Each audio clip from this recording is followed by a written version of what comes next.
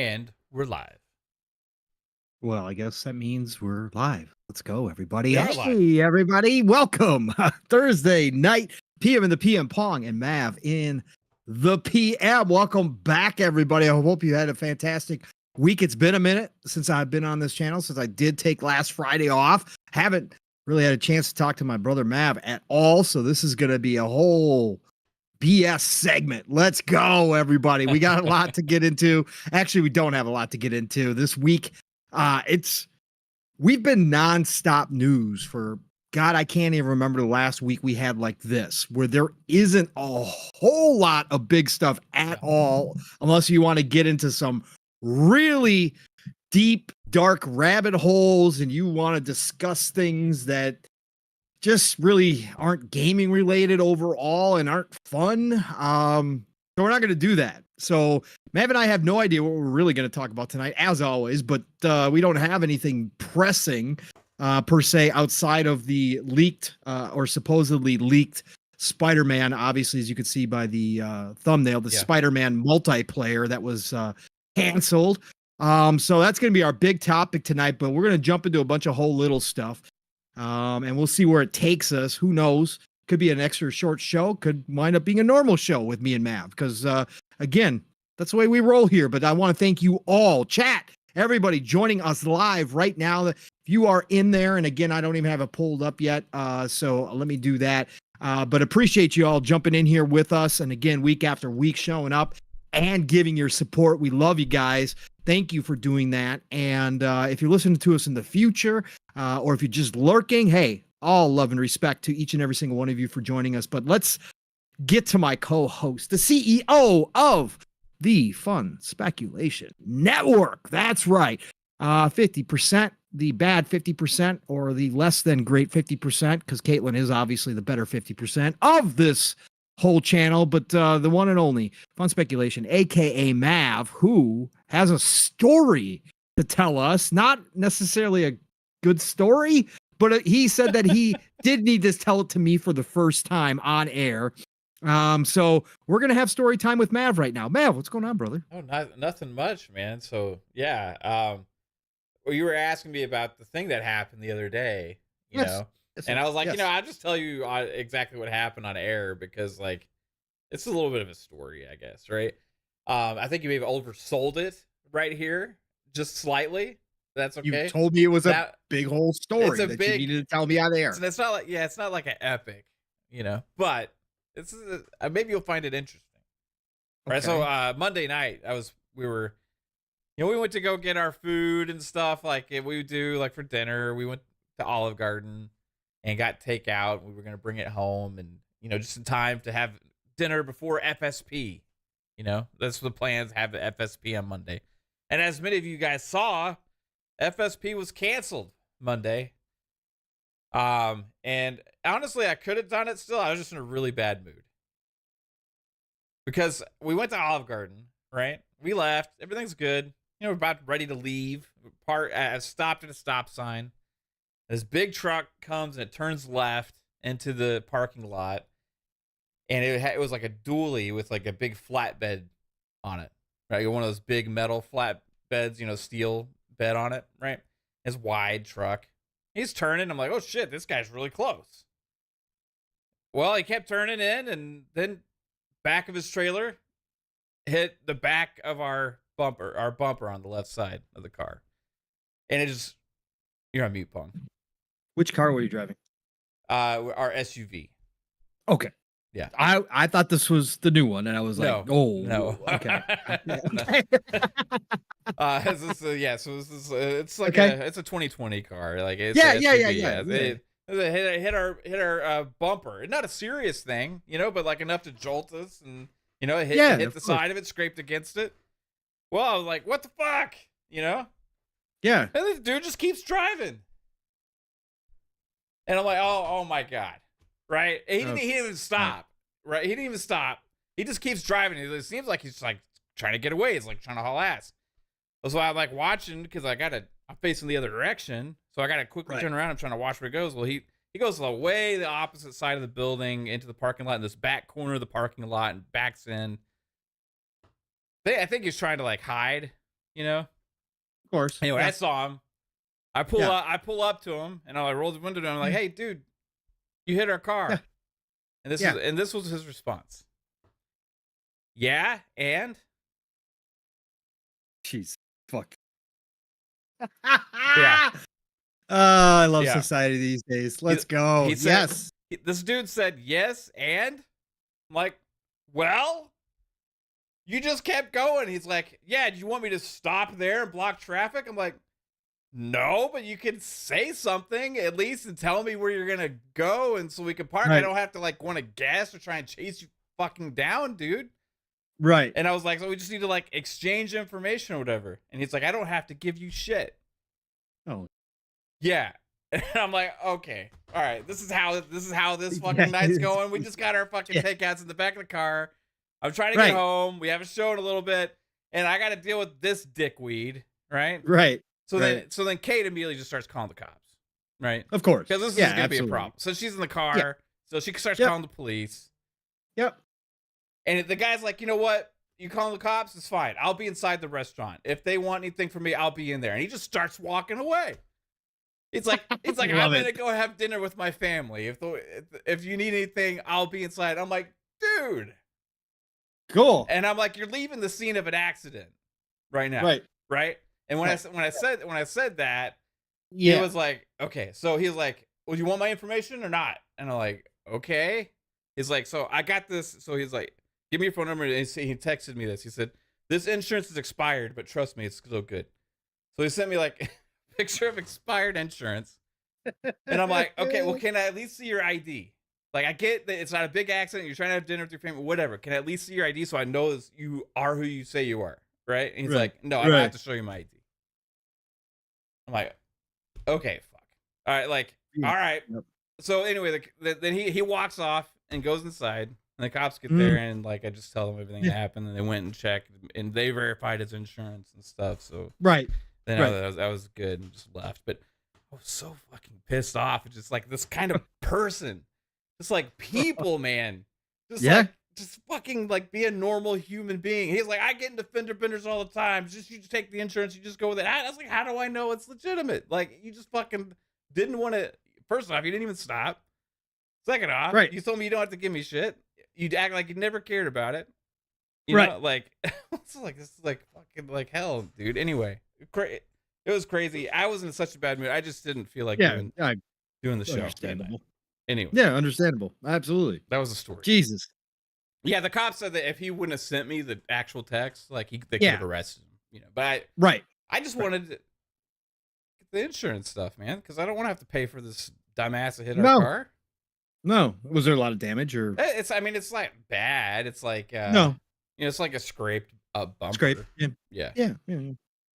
It's Caitlin's car, so it's got to be perfect. I mean, exactly. I understand. We're gonna have to trade this in now because it's been in an accident. You know? Obviously, it's no longer 100%, man. Yeah, got to get rid of it now. With the $5 says, be careful approaching road rage situations. Most road ragers aren't looking to communicate with words. Seen more than my fair share go to 0 to 100 real quick. Yes, Alvin. Nowadays, you never know who you're going to run into, right? Yeah, that's what Kate was scared. That is you know? case. Because the way he was talking and kind of walking up to me and stuff. I wasn't fucking scared of this guy. I wanted to fucking do something. Yeah, you wanted a piece, right, man? You were gonna go toe to toe. I wanted to show him who's boss, man. I wanted to fucking take his insurance information. I didn't want him to give it to me at that point. I wanted to fucking take it. You know what I mean? Like, here, I'm going to take your insurance information, motherfucker. I'm going to take your ID. That's what I wanted to do. That's what I was thinking, you know? Yeah, we all know how we think like that sometimes. Yes, way to go, man. Way to go. You backed him down. You scared him into the restaurant and still got the info. That's how you do it, man. Yeah. What a man. Caitlin. Jesus, you must have been really proud. She was. Must have been, No, she was mad at me and we were on the way home too. Of course, it's your fault. That's the way it goes. Still your fault. Isn't that what happened? So this dude was took too tight of a turn, basically with the size of his truck and hit. Isn't that the same thing that happened to your work truck with the semi? No, the work truck, I was parked just in a right turn lane, getting ready to turn right, and it was next to me on the left. Right. And he But it was started turning. pulling forward, and he was beside me. He started turning out of that lane, and I was Right. still stopped. And again, I can't go forward because it started turning. So he's in front of me, and his flatbed starts just pushing into my truck and pushes me off the side of the road. And I see his like huge trailer like just coming into me. I'm like, oh shit. So that's what happened to that one. This one is a little different. I was like trying to leave the restaurant, and I was stopped there at the stop sign, and he was turning in from the main road, and he turned left, and it was a little tight. That's what I'm saying. You're taking a too tight corner. Like it's almost like and it's similar. It's a tight spot right there. It's a bad area right there because it's always a little awkward. You know what I mean? But like he just fucking didn't even pay attention or care. You know, like. And I was just told him, like, dude, you have a dually. You know, you got to be a little careful. You know, you got to watch out for that kind of stuff. Well, he said he admitted I get in fender benders all the time. He said this is great. Man. Great. I can see that you do, but you don't care about the little two paint scrapes on your huge steel fucking flatbed. You know what I mean? I care about the huge like scrape on my bumper. You know, like it's anyway. I hit people all the time. Yeah, I hit people all the time. I just throw out my expired insurance to them all the time, and everybody's just completely happy with it. Yeah. Good. They trust me. Everybody that meets a perfect stranger that's an asshole to them and tries to leave the scene of an accident and stops and yells at them, they're always okay if I just send them my expired insurance information. Yeah, you have a good to go. Weird. Here in the world, man. Everybody be careful out there. Strange people, but wow. Well, that is a hell of a story, and I understand why you canceled the show. I would have been pissed too, with that kind of reaction for sure. What you been having any fun, Mav? Because I know you've been working too, but have you been playing any games? I know you and Caitlin are addicted to Balatro, I heard. Yeah. Game that we talked about like 3 weeks ago. Mm-hmm. You told me about it, and I told her about it. And I told her it's kind of based on poker and stuff, and you know she likes poker too, so you know she got interested, and we're like, let's get it. Then I set her up for console streaming on her iPad. Nice. So we can watch movies, and she can play it still on the iPad from her Xbox. So that's literally what we've been doing at night is like we'll chill and watch a movie or two or whatever. And I'll sit there on my tablet and play Balatro from the Xbox, and she'll play on her tablet and play Balatro from the other Xbox. And it's like perfect for console streaming. You don't care like if the quality is there or whatever. It's been fucking that game's so addicting, dude. it is. Bro. That and Unicorn Overlord have been playing that still, and then some PC games as well. But like at Unicorn Overlord, man, it's special, bro. Yeah, it is a special game for somebody like me and you. And I've seen other people kind of mention this stuff. I saw Ho make a tweet too. Psycho's all over too. Psycho's super into it. Yeah, Ho made a tweet, and other people were talking and about comparisons that we had been making before the game came out to some of our favorite games ever. You know, and I think it was like was it the creator of Final Fantasy Tactics like said that you should play Unicorn Overlord, you know. And it's like, yeah, man, it's got that feeling, you know. I think it's a special kind of classic game. It is Vanillaware, again, 10 years on this thing, and you can see why. I mean, again, outside of them running out of funds, obviously that delayed it even further, but they took their time. Again, this is why Vanillaware don't miss. But this, like I said, it opens up the more you play it. And shout out to 2Pad Stack 7 in the chat, says, dude, Pong Soul, I don't usually play strategy RPGs, but Unicorn Overlord is awesome. 2Pad, let me know, since you don't normally play them, did you just buy it blindly, or did you play the demo first and that sold you on it? But yeah, Mav, the more you play it, you got how I was telling you, it kind of starts out kind of shallow. Yeah. And you're kind of like, is this all there really is to it? But then as you play, and all of a sudden the strategy starts opening up and building out your different squads and how you're going to line people, it changes everything, bro. And just how the world works, and how you can free roam a lot of the, as you open up the different areas, you can free roam all of that. You can do the classic JRPG kind of exploration and go find things out in the world, go find all your resources and stuff that you trade to the towns or deliver to the towns to then up the town levels. Just there's so much to the game, and there's so much more that I haven't even discovered yet. But that's what you've been seeing too, right? Yeah, man. It's like, it's just overall the feeling and vibe of the way the management stuff works in it, and the characters, even some of the dialogue, like Awesome. the way things kind of keep building up over time, and like you get more powerful. And it's like it's a simple game to play. You know what I mean? It's Yeah, like it's even absolutely. like way simpler than Final Fantasy Tactics as far as like the combat situations Yeah, go of and stuff like that. course. Like some of Yeah, those in Final Fantasy Tactics, like some of those battles bro. could last like over an hour. You know what I mean? If you were like And then you can really, lose, and then oh yeah, Jesus. yeah, 100%. So like Yeah, the actual like situation of when you're in like a combat scenario is completely different. I mean, it pretty much does everything for you. It's mainly about setting yourself up for those situations, right? And trying to build the best kind of squads you can with equipment and abilities and how they play off of each other and all that kind of stuff. But like it's how they do that mixed with the art style of being beautiful, plus also the character dialogue and the story and the um, exploration of finding things, and then and trying to Mhm. get overcome different challenges and to figure out what you need to do to like get a little bit stronger to be able to beat this. It's just everything combines, and then with the way you manage the characters and the inventory and kind of mess with all that, that it gives this like ultra tactics Mhm. feel of a game that is kind of like a quintessential classic from kind of the vibes I got back in the day playing some of those games. And this is probably the best modern take on that classic genre, even though this is different because it mixes way more Yeah, strategy elements into it that I've played in like forever. Like since I'm not talking about like 20 years, bro. Over 20 years. I haven't played yeah. a game like that feels like this. Um, yeah, Too Bad Stack says he's been playing a demo for 5 hours, but he's going to buy it. That's perfect. Again, that's what I was telling everybody. Even if you think if you have any interest in the game whatsoever, go download the demo and try it. Yeah. And again, really explore, take advantage. Because again, when you first start out, the first hour or two will feel kind of shallow. It can Yeah. kind of feel like, why is everybody giving this game such high remarks? I mean, high marks. This is like pretty basic, but it just keeps opening up more and more and more. And then you start to realize, oh, okay. Now I get it. There is a lot to discover, a lot to uncover there.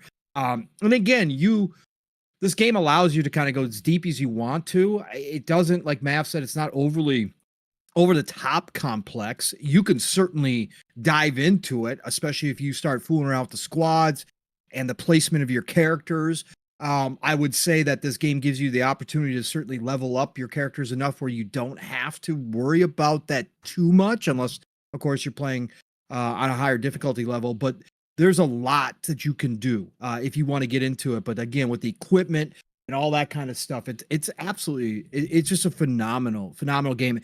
I don't know if you heard, Mav, but of course, physically over in Japan, it's sold out everywhere. It's only available physically on Switch and PlayStation because I still want to get to the bottom of this, and I wish somebody like Jez would deep dive this and do some investigative work. Yeah. There's a lot of games that Xbox isn't allowed to sell over in the East, like that never are available physically, no matter what.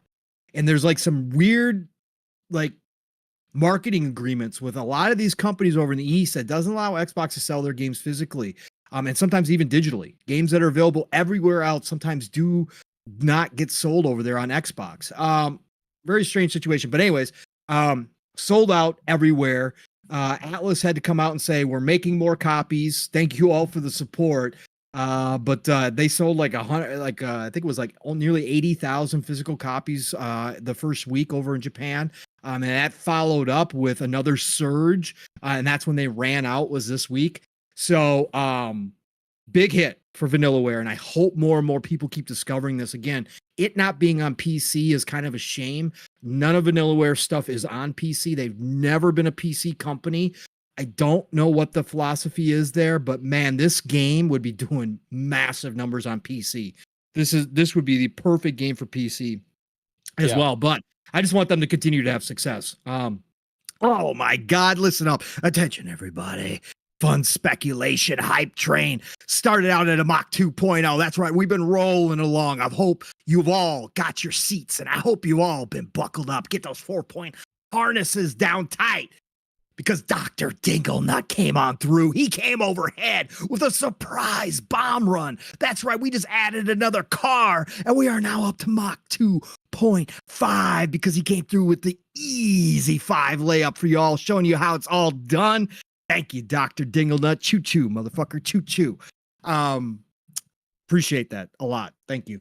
But yeah, no, I haven't spent as much time this week with that game at all. Just haven't had the time because, again, that's one of those games where I start playing and 3 hours later, I'm like, oh shit. I can't believe I've been playing for 3 hours. But that's how time flies when you're playing Unicorn Overlord. So yeah, great synopsis there, Matt. I'm glad you're enjoying. I'm glad how I felt about the demo and what I was talking about on here when I was playing the demo, you found the same, because you and I have very similar tastes, and so did Psychonauts. You know, when it comes to these types of tactics, JRPGs, awesome to hear that you're having the same experience that I did run through the demo. So that's awesome, man. Anything else you've been playing at all? That's pretty much the only two. I mean, I've been playing some Last Epoch and some other stuff on PC, like here and there, but those have been the two that I'm playing the most lately. Yeah, just there's so much variety. It's really good right now, dude. I love when games like this come out and it's like it's not about the graphics, you know, it's not about like just fucking it's a good game, you know? Yeah. That's like Balatro the same way. You know, This is a really good idea and it's executed very well. Yeah, I love the big AAA extravaganza games and stuff like this too, but there's so many things to play and stuff, and I feel like sometimes these games kind of like just kind of bring us back down to like what really matters the most, you know? Yeah, and yeah, they remind us. Yeah, that's kind of how I feel about some of these games I've been playing lately, you know? Yeah, no, I agree. This year has been classic for a lot of games releasing that are modern and are really polished and really obviously scoring huge and doing well, but they have some of that old school to them that is really refreshing. Grand Blue Fantasy is another one, like perfect example. It feels so classic, man. You know, like and it's a beautiful game. Yes.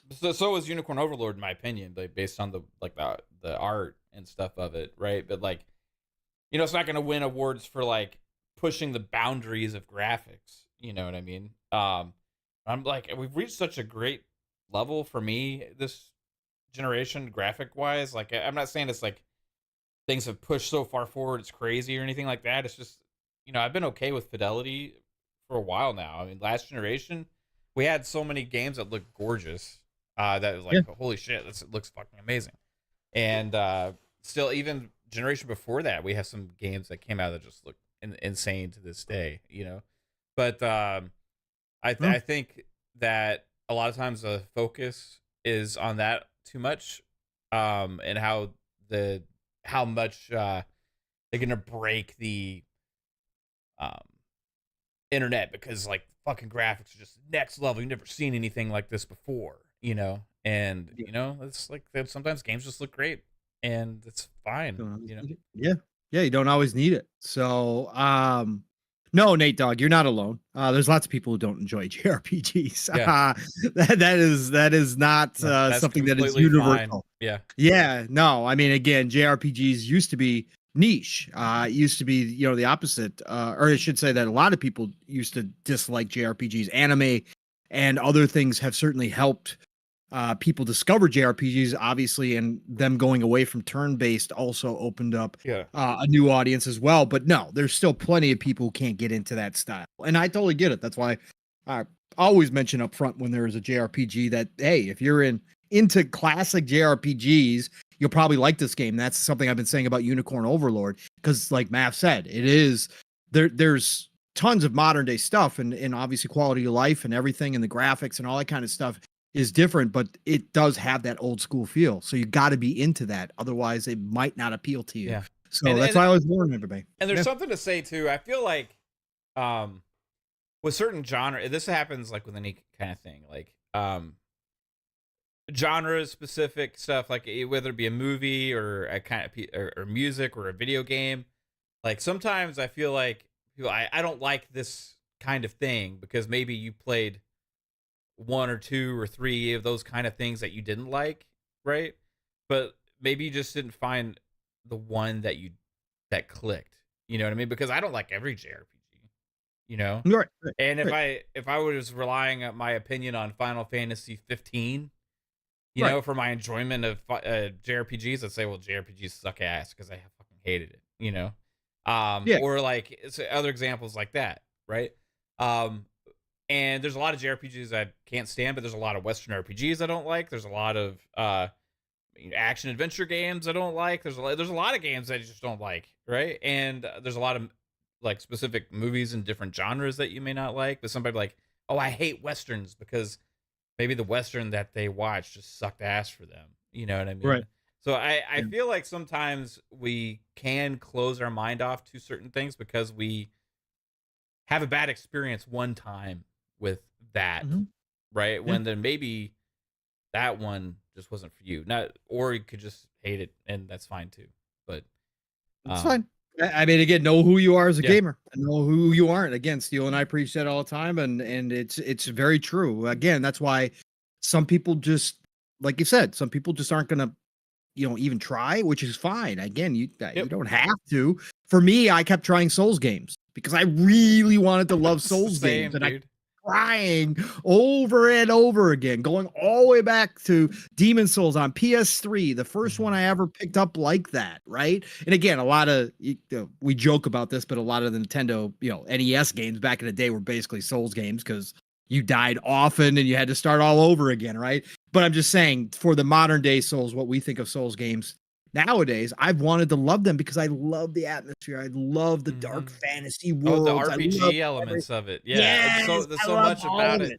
Every single one, I end up hitting my head against a fucking wall, and I'm like, I'm done with this shit. I can't stand this game. But every single time I play a Souls-like game, Yeah. But you know what? I'm gonna get that Berserker game when it comes out. Yeah, you are, and I'm not. I know who I am as a gamer. There are certain ones I will try, but I know that one is not for me. Yeah. Even though I love every bit of it, I will live vicariously through you. It is, yeah. It's dropped in. But yeah, no, it's just it's interesting. But I think Unicorn Overlord could open up some eyes this year. And like I think I said last week, it might be in Game of the Year conversations for certain categories at the end of the year, and it should be because it is that damn good. And I'm glad so many people are jumping on board and trying it out and seeing for themselves if they like it or not. Again, the demo, no risk. Go check it out. Yeah. So my week again, I haven't played a whole lot of Unicorn Overlord. I have played a little bit, but been really just another weird kind of week for me again when it comes to gaming. A lot of H4. I'm still rocking and rolling. I'm in the level 20s now, just having a freaking blast. The new civilization, the Ottomans, man, which was part of the DLC that they just dropped, bro. That group is like my new favorite group, man, and I am just having a blast playing with them. Like no matter who, I set up 2v2 with AI. And I'm just having a freaking awesome time with the Ottomans, man, because you can build these when you get up to H2 and H3, you get 2 building structures that you can build that automatically produce without costing you any resources different class. You could pick which one it produces. So each one you can produce one type of what I want to say of guy, right? You can produce one type of guy from each class. One is ballista, so you can produce catapults, free resources, and then the other one is actual different infantry style, right? So you can decide. So it's just constantly producing, and it's not very fast until you get some upgrades to it, but you automatically have these producing. But man, the Ottomans are so much freaking fun. I've just been having an awesome time with Age 4. Rocking and rolling on that. And then I started playing a game that I have had my eye on for a long time. And this is the original. Now, number 2 has come out on PC, and it first caught my attention when I saw number 2. But the first one is on console, and it happened to be on sale this past week, Mav, for cheap. I can't remember what I paid. I paid $8 for it or something like that. But Heroes of Hammerwatch. Hammerwatch has got a couple different style games, but Heroes of Hammerwatch is an action RPG roguelike. And it's very hard to describe. It is an 8-bit graphic type game. So very basic graphics. And it gives you a huge map and play.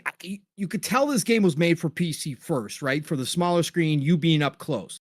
It works on the big screen, but your character is so small on the screen. Like it adds a little level of difficulty to it, but it is you are in and out. You get the overworld, right? Where you've got your, you got all your different things that you can go you just trying to build back kind of this community, right? So you got to build up, you got to earn ore through the dungeons, and then you can upgrade different aspects to the overworld, etc. But you got to go into these dungeons, and you got to go, through these dungeons, and they're procedurally generated, kind of randomly generated dungeon levels, where you collect treasure, fight monsters, you're up in your levels, but it's a roguelike. So if you die, you just start over back in town. You lose everything that you collected unless you sent some of it back to town, and you go back in, and you just get a little bit more powerful. This game is dope. I'm having an absolute blast. Again, it's Heroes of Hammerwatch. Number 2 is out on PC already. It's not on console yet. But I'm having a blast with this game. The further, like any good roguelike, it can feel slow in the beginning. You feel like you die a lot in the beginning. Yeah. Then all of a sudden you get over that first hump, right? You beat that first boss, right? You beat the first boss, and now you feel good. And now the runs just get a little bit easier each time through. And you're gaining, you're building out your different things, your structures and stuff in the overworld. And so you can buy better things. You can upgrade your equipment, all that kind of stuff. You got to decide whether or not you want to go through trap sections in the dungeons to open up a chest that potentially could give you something really cool. Like, it's just classic. And again, it's 8-bit. So it's not going to look like anything special. But goddamn, if it just ain't fun, man. So I've been playing that too. What else have I been playing? I was looking at that game in the sale. Yeah. So yes. I think I might end up getting. Is it still on sale? I don't know if it's still on sale. I can't remember when that sale ended, or if that was was that last week? I can't remember. It was like just a few dollars, I think. It was cheap as hell. I always buy the cheapest. If you're talking like 5, 6, 7, if you're talking under $10, bro, I'm gonna try a lot of games. I do that throughout the year, but this one is Ultimate Edition, so you get all the DLC, all that good stuff. I'm really having a good time with that. Trying to think what else I've been playing. I can't remember what else. Brotato's always there now. Yeah. It's just, let me talk about this. We should talk about this. Anyways, you guys all know I pre-ordered, and was ready to rock and roll. Star Wars Battlefront, Classic Collection. Super excited. Obviously, I had questioned whether or not I was going to do day 1, but then I was like, oh shit, I'm going to play this. Just like Jasper was talking to us about it too. He's bought it like 5 times. He's like, bro, I'm going to play. They're bringing the servers back up, 4K 60 on console. Yeah, it's the old. It's a remaster. It's not a remake. I don't give a shit. I just want to go have some fun online, play through the campaigns again, because I love those campaigns. I had totally forgotten that they have the clips from the movies mixed in with the campaign, like the actual clips from the movie. I was like, oh my God, I totally forgot about this. So I was pumped. Got home last night. Took a short trip to New Zealand. Good thing the planes were empty, so I got a good price. Took a trip to New Zealand and fired it up. played a little bit of campaign, played a couple campaigns, had a big old smile on my face. Like I said, saw the movie clips there. I'm like, oh my God, I totally forgot about, oh my God, this is so cool. Yes, it's old. Yes, it's dated. I don't care. Nostalgia. I love nostalgia. So I was like, nice job. I actually hopped in online, got into a couple matches, right? Fine, no problem. Hopped right in. I was like, there was some lag. I was like, yeah, but I'm playing in New Zealand. No big deal. It's New Zealand, not a big deal. I can deal with this. The fact that I'm hopping in, getting matches right away that are full, I'm like, oh, this is freaking awesome. So I put out a post on X, and I'm like, we're so back, boys and girls. Massive shout out to Aspire for making this possible in 2024. And I said this incredible year has gotten a little bit sweeter. That was all good. It officially went live around 11 o'clock Central Time last night. 11 o'clock Central Time is when it went live everywhere else. So I swapped back to the US, came back on a flight, caught my flight back, got back, and fired it up. Can't find can't get a match. Can't get a match. Can't get it a match, no matter what. Battlefront 1? Nope. Battlefront 2? Nope. Go into the servers like you used to be able to do. They've got all the old menu options in there, so you can go find servers. You can search for servers. Go search servers. There's like 4 official servers. 4 official servers. They're packed. I go to randoms that are creating servers. Packed. No way to get in. Finally got in after 20 minutes. Finally got into a match. Kicked within 30 seconds. Get into another match. Kicked again. I finally gave up. I played another round of some campaign. Obviously, for anybody who doesn't know, they have kept the option. You can play offline if you wish. You can play with bots if you wish. So you can do, Galaxy Conquest, which is a lot of people's favorite mode. You can play that totally with bots. You can play it by yourself. I did a couple rounds of that. Felt just like it did back in the day. Performance-wise, it was really good. 4K 60, totally awesome. But can't get in multiplayer. So I was like, all right. So I quit. I gave up. Shut it off, went to bed because I had to get up this morning. Yeah. Wound up waking up a little bit earlier than I normally did this morning. So I was like, let's take a look. So I hop in this morning and real quick before work, got into a match. I'm like, oh, cool. We're in a match. Get in the match. There are 4 real people and the rest are bots. And there is massive lag issue. Massive lag. I'm like, shots not registering more than half the time. I'm like, hop out, do a server search, find another one that looks good, pop into it. Same thing. No matter what I did this morning, same thing. So I put out a post today, and I did an update post, which you rarely see me do, but I had to. I gave criticism to Rockstar for what they did to the GTA remakes. I gave criticism to Konami for what they did to the Metal Gear remakes. I am okay for nostalgic cash grab, right? There's a lot of people who hate nostalgic cash grab. I'm okay with it. As long as you are respecting the IP and you are respecting the fan base that made that IP, I think games should live on. And if there's a potential for them to live on and maybe even give the experience to some younger players who never would have lived through that time frame to be able to play those games, right?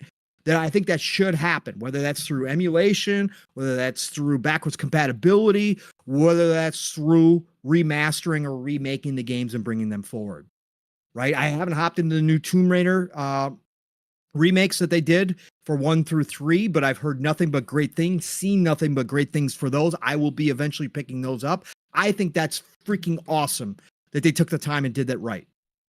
So I gave criticism, though, when it doesn't, when they don't respect it, right? Rockstar deserves all the criticism in the world. That franchise that made them who they are, the fan base that absolutely 100% made them and 2K what they are today, to be disrespected with those that they put out, those remakes that they put out, was wrong. Same thing for Konami. Wrong. So I came back out and put a post. Aspire gets the same criticism here.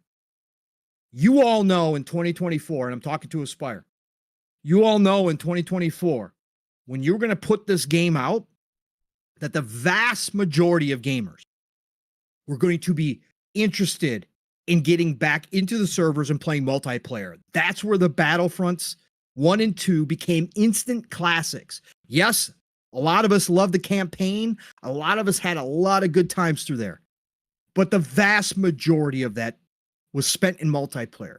And you know, the minute you announced this game, and I probably should have known that we had heard nothing about this until this year. And then it was like all of a sudden, hey, a month and a half, 2 months, we're going to launch this game. I should have probably figured that. But again, I'm willing to check it out and try it if I think it's worth it.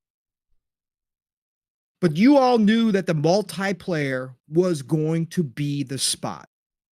And you literally, there is word today that is literally how many servers they had. Those servers that I saw, those 4 servers that I saw last night, are literally all the dedicated servers that they had allocated for this game on launch night. Are you fucking kidding me, Aspire? Are you fucking kidding me? That is BS. That is bullshit beyond bullshit, okay? There is no way in hell you come out, get everybody excited, and you knew this. Again, do not tell me you don't know. I understand if you get overloaded on launch night. I understand that. You do everything possible. Diablo got overloaded. That's freaking Blizzard, and they got the smoke too for it. But anyways, I understand when that happened.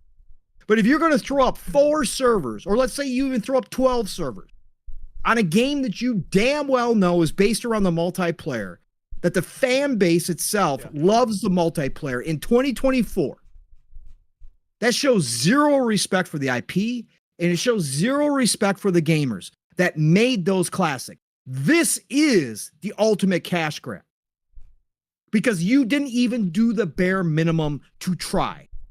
Okay? Again, I didn't expect the world out of this. 4K 60 was enough for me to say, hey, I can play it on my OLED. It's going to look like the old games, but at least it's 4K 60. It's going to play smooth. That's great. You didn't even do the bare minimum beyond that to cover for the multiplayer. So you guys get the same damn smoke. Okay? This is wrong on so many. Then just leave it alone. Just leave it alone. Again, all you devs and all you publishers out here always love to come out and say, we gamers don't know a whole lot about game development. We don't know how hard it is to make these games. We don't know this. We don't know that. We don't appreciate this. We don't appreciate that. But then you got companies like Aspire and like Rockstar and like Konami who throw some shit out here like this and say, you guys should just buy it. It's classic. Buy it up, eat it up, consume. Our slop that we are willing to give to you. So sometimes it's our turn to tell you guys that you don't know what the fuck you're doing sometimes. Outside of just trying to get some easy cash. So I was undecided earlier today because I really did have a good time in the single player experience.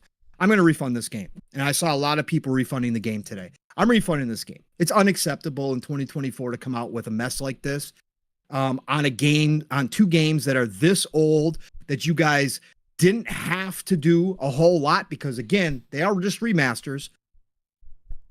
But you couldn't even get the online right, which is the main component to this game. So I am going to refund this. I'm going to speak with my wallet this time around, even though I'm having a great time in the single player. I'm going to ask for a refund from Xbox for this one. And I hope you guys get your shit together. But this is unacceptable in any way, shape, or form.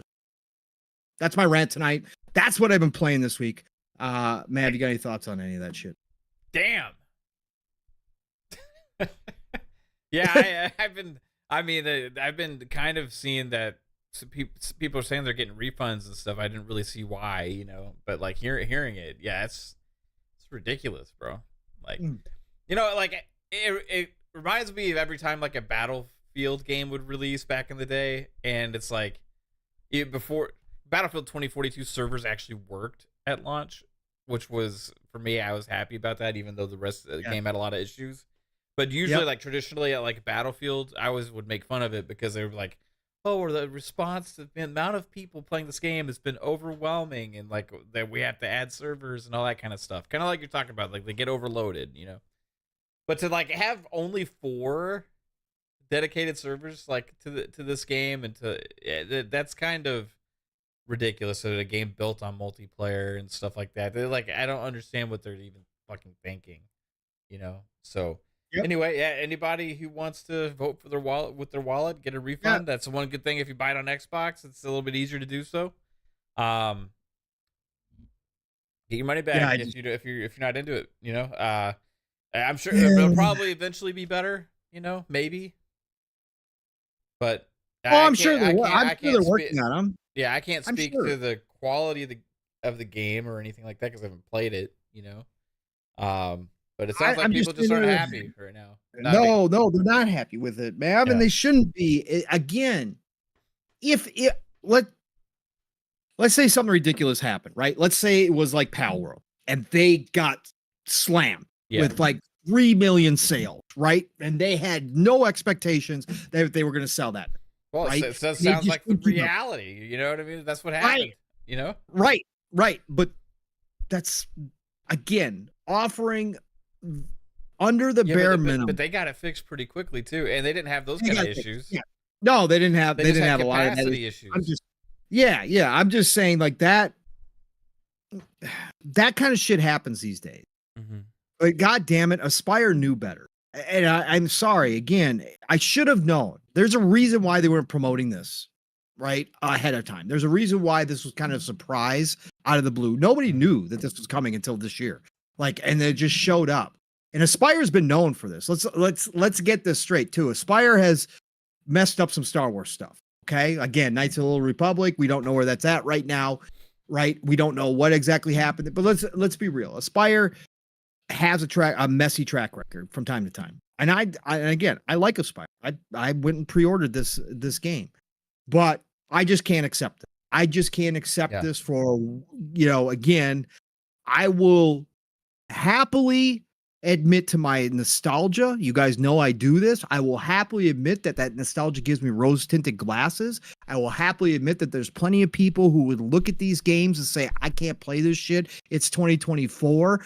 I'm not going back to Battlefront 1 and 2. I totally get all that. Like, that's not a problem for me. I will put up with a lot from nostalgia.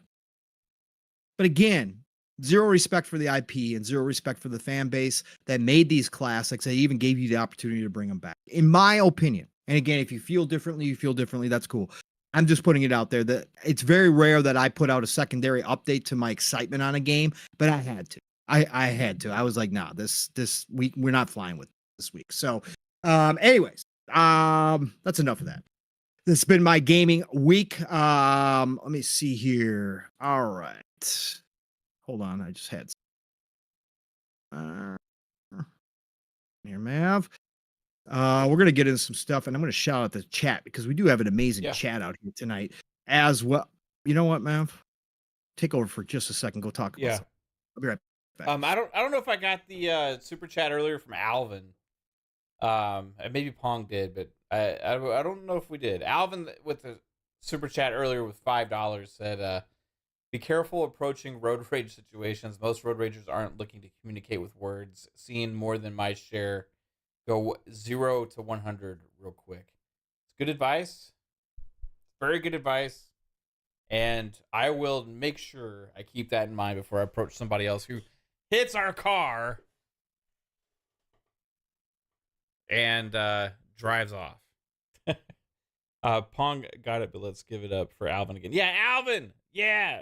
Alvin's amazing. I do want to. How about I shout out my beautiful wife for doing amazing things for the channel while we're here, while Pong's gone, because she's doing some stuff behind the scenes right now that is pretty fucking awesome, and I have to say, it's great. And I love the thumbnail tonight, baby. So Andrew Colonnane says, "Enshrouded, I'm hooked. Don't even know if Dragon's Dogma 2 will drag me away." Ooh. Yeah, Enshrouded's good, man. It's a little too soulsy at times for me, but overall, I do like the game. Kate said she made brownies. Yum. Let's say they got it. It's up 3-bit. What Kate doing behind the scenes? She's kind of doing some stuff for the channel right now. Some really cool stuff for the channel. Samuel Page says, I'm about 99% sure consoles aren't going anywhere because the average gamer isn't going to spend $2K to game. Yes, and a lot of people like playing on a couch, just on a TV. You know what I mean? Like, a lot of people just like chilling, playing, not at a desk. That's just, a lot of people have kids, and they just want to play on their TV too, like they're instead of a tablet. Consoles are going to be a thing that's going to be in demand for a long time, I think. But anyway, back Pong. I was just saying hi to the chat a little bit. I didn't chat out the whole chat. I was just reading some things. Yeah, no. That's perfect, man. Yeah, I'm back. I'm back here, everybody. All right. Let's get this chat shouted out because we got some amazing people in here. Look at this. It's Andrew Cullinane. What's going on in here, Andrew? We got the Nathan Hardman in here. What's going on, Game Shark? Thank you all for joining us tonight. We got the man with the biggest stick in town. That's right. Pause. But he'll swing it. So don't do anything shady in that chat out there because the one and only boss mod Lethal Papa is in the house. And speaking of PC gaming, the boss mod just built himself a boss PC, by the way. That thing is beautiful. Boss mod, congratulations on the new PC. And he says, I play my PC on my TV and couch. So do I, sir. I had to get it set up that way because I was already getting sick of being at my desk. So I did get it hooked up to the TV, and it's freaking amazing, bro. So shout out to you, though, boss mod. And then we've got the absolutely amazing Delilah HD in here. She says, I prefer playing on the couch and screw messing with settings. That is still one of my issues, Delilah. And still why I probably always will be a console guy at heart is because PC gaming is still not the most convenient, and there's always something new that pops up every time you play a new game. But thank you for joining us, Delilah. Appreciate you so much. Love what you do. Caitlin, the beautiful Miss Caitlin is in the house. The Mavs better half is here, everybody. That's right. Caitlin, thank you again for the beautiful thumbnail. And thank you, as always, for tweeting us out prior to the show. Thank you for all that you do, Caitlin. And we've got the one and only Def Leopard in the house. What's going on, brother? Great to see you in here. We got the Samuel Page in the house. What's going on? We got Lad in here. What's going on, Lad? Lad said they put out a statement 23 minutes ago. They're working on the servers. Hopefully it won't take much longer. All right, Aspire, do your thing. Again, I'm refunding. Yeah. Anyways, I'll put up with a lot, but this one I'm just not going to. Like when everybody was so excited when that Knights of the Old Republic remake was announced originally, yes. And I'm like, yeah. And I looked at the games that they had made in the past, and I'm like, okay, yeah, just I'll hold my breath. I mean, I won't hold my breath. Yeah, no, I totally get it. But yeah, for everybody who hangs tight, I hope they fix the servers. Maybe I'll be back at some point down the road, but this time around, I'm done. I'm frustrated on this one. But Poison Maniac, of course, is in the house. What's going on, brother? Great to see you as always. Who else we got? We got the Ghost Fixture in here. What's going on, Ghost? We got Serve in here. What's going on, Serve? Great to see you. We got the Mash in the house. What's up, Mash? Thank you for joining the chat tonight and joining our show. We got It's Timmy. It's Timmy's in here. What's going on? It's Timmy. We got the brother from another 3-bit who is at fault for all of these problems. That's right. He's never worked with Aspire that I know of, but it's still his fault that Battlefront doesn't work. Somehow, some way he screwed it up. 3-bit. Great to see you, brother. What's going on? Actually, I should probably just say Jack. What's up, Jack? What's up, Jack? How you doing, Jack? Oh, I can't believe he tells us these things sometimes. Anyways, 2Pad Stack 7. What's going on, 2Pad? Great to see you, brother. Thank you for joining the show tonight. Who else we got in here? Who else? I'm trying to go. Whoa, okay, there we go. Amit Kumar is in the house. What's going on, Amit? Great to see you. We got Abdel114 in here. What's going on, Abdel? We got the Dion Hayes. What's going on, Dion? Great to see you. Thank you for joining us. My One of my favorite cereals is in the house. Captain Crunch, of course, is here. Great to see you, my friend. Thank you for joining the show. We got the Ray Oid here. What's going on, brother? We got the BT Maverick 707. What's happening to you, BT Maverick? Thank you for being a part of the show tonight. We got the one and only Sanchez MTZ Gaming. What's going on, Sanchez? We got the Buzz in the house. What's going on, Buzz? We got the Dark Zone 2525 in here. Yes, Saber is now making the KOTOR because they pulled it from Aspire when whatever happened. Again, supposedly Sony wasn't happy. There's smoke that Sony was trying to dictate some narrative stuff and that the game was not narrative enough. Like, it wouldn't shock me if that was true. Again, it's all smoke. It's all rumors. It's all innuendo. However, they did pull it from Aspire and Saber is now handling it. We'll see how that turns out now that Saber is independent again, which we will update you all on tonight as well. The Beer Baron is in the house. Beer Baron always bringing an extra keg or two for the chat. Thank you, sir, for being here and joining us tonight. Who else? We got the JB 1521. What's going on, JB 1521? Great to see you. Says the newer Battlefront still looks great. Yeah. The newer Battlefronts from EA, even though they screwed those up, gorgeous games and play really well now. But again, they lost their momentum because they effed around and found out. Okay? Again, they had an easy dunk, but they had to mess with the formula and they had to get their monetization in there instead of first worrying about the game core itself. And they found out. But again, if you go and play them now, and a lot of people still play them now, freaking awesome. They're really good games and they're gorgeous. Caper Grant 692 is in here. What's going on, Caper? Great to see you, brother. Appreciate you joining us tonight. We got the Tando in the house. What's going on, Tando? Always good to see you joining the chat. Who else we got in here? We got the one and only Nate Dogg in here. The chat wouldn't be without you, Nate Dogg. Thank you for joining us. He says Souls games are like banging your head against the wall, but the art and the graphics are incredible. Yeah. My thoughts to a T, and I've said that many, many times. I refuse to bang my head against the brick wall. Hate it. But yes, very true about the rest of it as well. We got the God Emperor Sofa King in here. What's going on, God Emperor? We got the man who dropped an easy 5-bomb earlier with the Dr. Dingle Nuts in here, added another car to the fun speculation hype train. Thank you, Dr. Dinglenut, again. We got Crisea Gilbo in here. What's going on, Crisea? Great to see you. Thank you for joining us tonight. Who else we've got in here? I'm going up. See how far back I can go here. Jesus, you guys. Really? Yeah. A lot of awesome people. Nathan Hardman's in here. What's going on, Nathan Hardman? We got the Acute Perspective in the house. What's going on, Acute?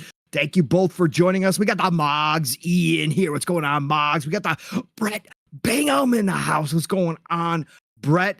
Appreciate you, brother. Appreciate you hitting me up in the DMs too and let me know that they're fixing the servers. Again, if you're going to stick it out, hey, more power to you. I'm just not going to stick it out at this point. Who else? We got, of course, Mr. Hashtag Peace, Love, and Life. One of the most positive individuals you will ever come across in your entire life. The one and only Legendary Yobi's in the house. What's going on, Legendary?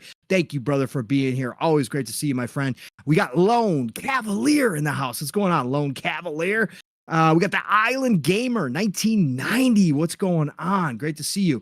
Island Gamer asks, would you recommend the game for someone who has no interest in the multiplayer? Again, single player plays really well.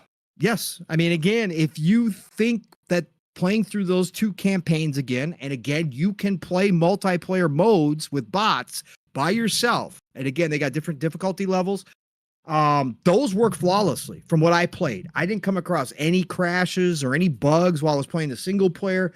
You know, there wasn't any stuttering. There wasn't anything that I found in the single player or the single player multi matches with bots at all. It all worked really well. 4K 60. Again, they didn't update the visuals. So, I mean, they're the visuals from back then, 20 plus years ago, or about 20 years ago. But yeah, if you have any interest in the campaigns and just want to mess around, and again, the campaigns, I don't know if you've played the early Battlefronts, but the campaigns are basically multiplayer matches is what they are. Sometimes you'll have different objectives to do.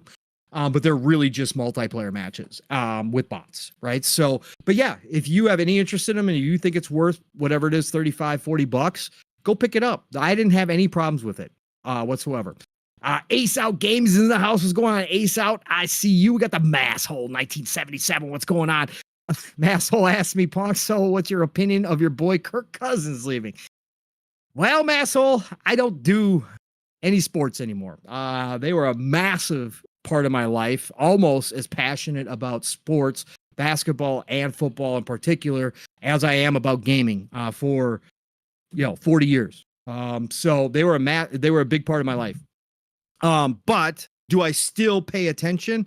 Sure. That will never leave, and I still have interest. So you can't pay Kirk Cousins that much. You can't. You've got to start over. The Vikings have been doing this for a long time. The Vikings have been heartbreakers for a long time, obviously, to this fan base. Again, most of us just wish they win one within our lifetimes. My dad's been saying that forever, and now he's in his 70s, right? Just win one before we're gone. But they've been caught in this quarterback trap for a very long time. Kirk, I like Kirk. I'm a Kirk believer. However, he had his time here. He had his 6 years. They put teams around him. He won one playoff game. Then he's what is he, 37 now? 37, 38? So he's up there a little bit. Coming off Achilles injury. Again, Achilles aren't a big deal anymore, but you can't pay that man as much as Atlanta's paying him. More power to Atlanta, right? More power to Atlanta, but it's time the Vikings start over. I just wish they would have commit fully. They should have traded some of their players last year, like Danielle Hunter, and things like that. I wanted them to trade and move on if they were going to do something. Again, I don't care as much as I used to, but I still pay attention. So there's my thoughts, and there's your sports talk tonight. That's enough of that. That's sports here on PM and the PM on the Fun Speculation Sports Network. Trust me, if this was like 4 or 5 years ago, Mav and I could have been doing. We could add a whole four. Yes. Oh yeah, there'd have been a fourth show on this channel. There would have been. Yeah. It would have been you and I doing sports. But Psycho is really into sports too. Yeah, Psycho too. Yeah, Psycho too. Yeah, man, we would have had a blast doing that. Holy shit. Yeah, could you imagine how many names he would get wrong though with sports? Bro, That'd be fucking so funny, dude. I gotta try one time just to see how many names he fucks. You know who I'm talking about. You know. So I just get names wrong sometimes. Samuel Page, what's going on? I see you in here. Thank you for jumping in here tonight. Who else we got in here? Did anybody else jump at the bottom? Let's see here. Yeah, Detroit Lions. Yeah, if you're a Lions fan, you understand. Barry Sanders is my all-time favorite player. I was partly a Detroit fan for a long time. Jax82, I see you jumping in here. What's going on? Says Atlanta Falcons never draft well, and that's my team. Man, we got the sports people in here tonight. What's going on? Who else we got in here? Anybody else? Oh, Steel Rain, the brother from another, jumping in here, says a lonely hooker. I don't know what that's supposed to mean, but that's Steel Rain. And it's not even past midnight yet, so I have no idea what he's doing, but hey, you're a lonely hooker, Steel. So I hope you're naked. Anyways, pause. All right. Yeah. We got to give it to Steel. All right. Let's see here. Steel pipe. Big pause.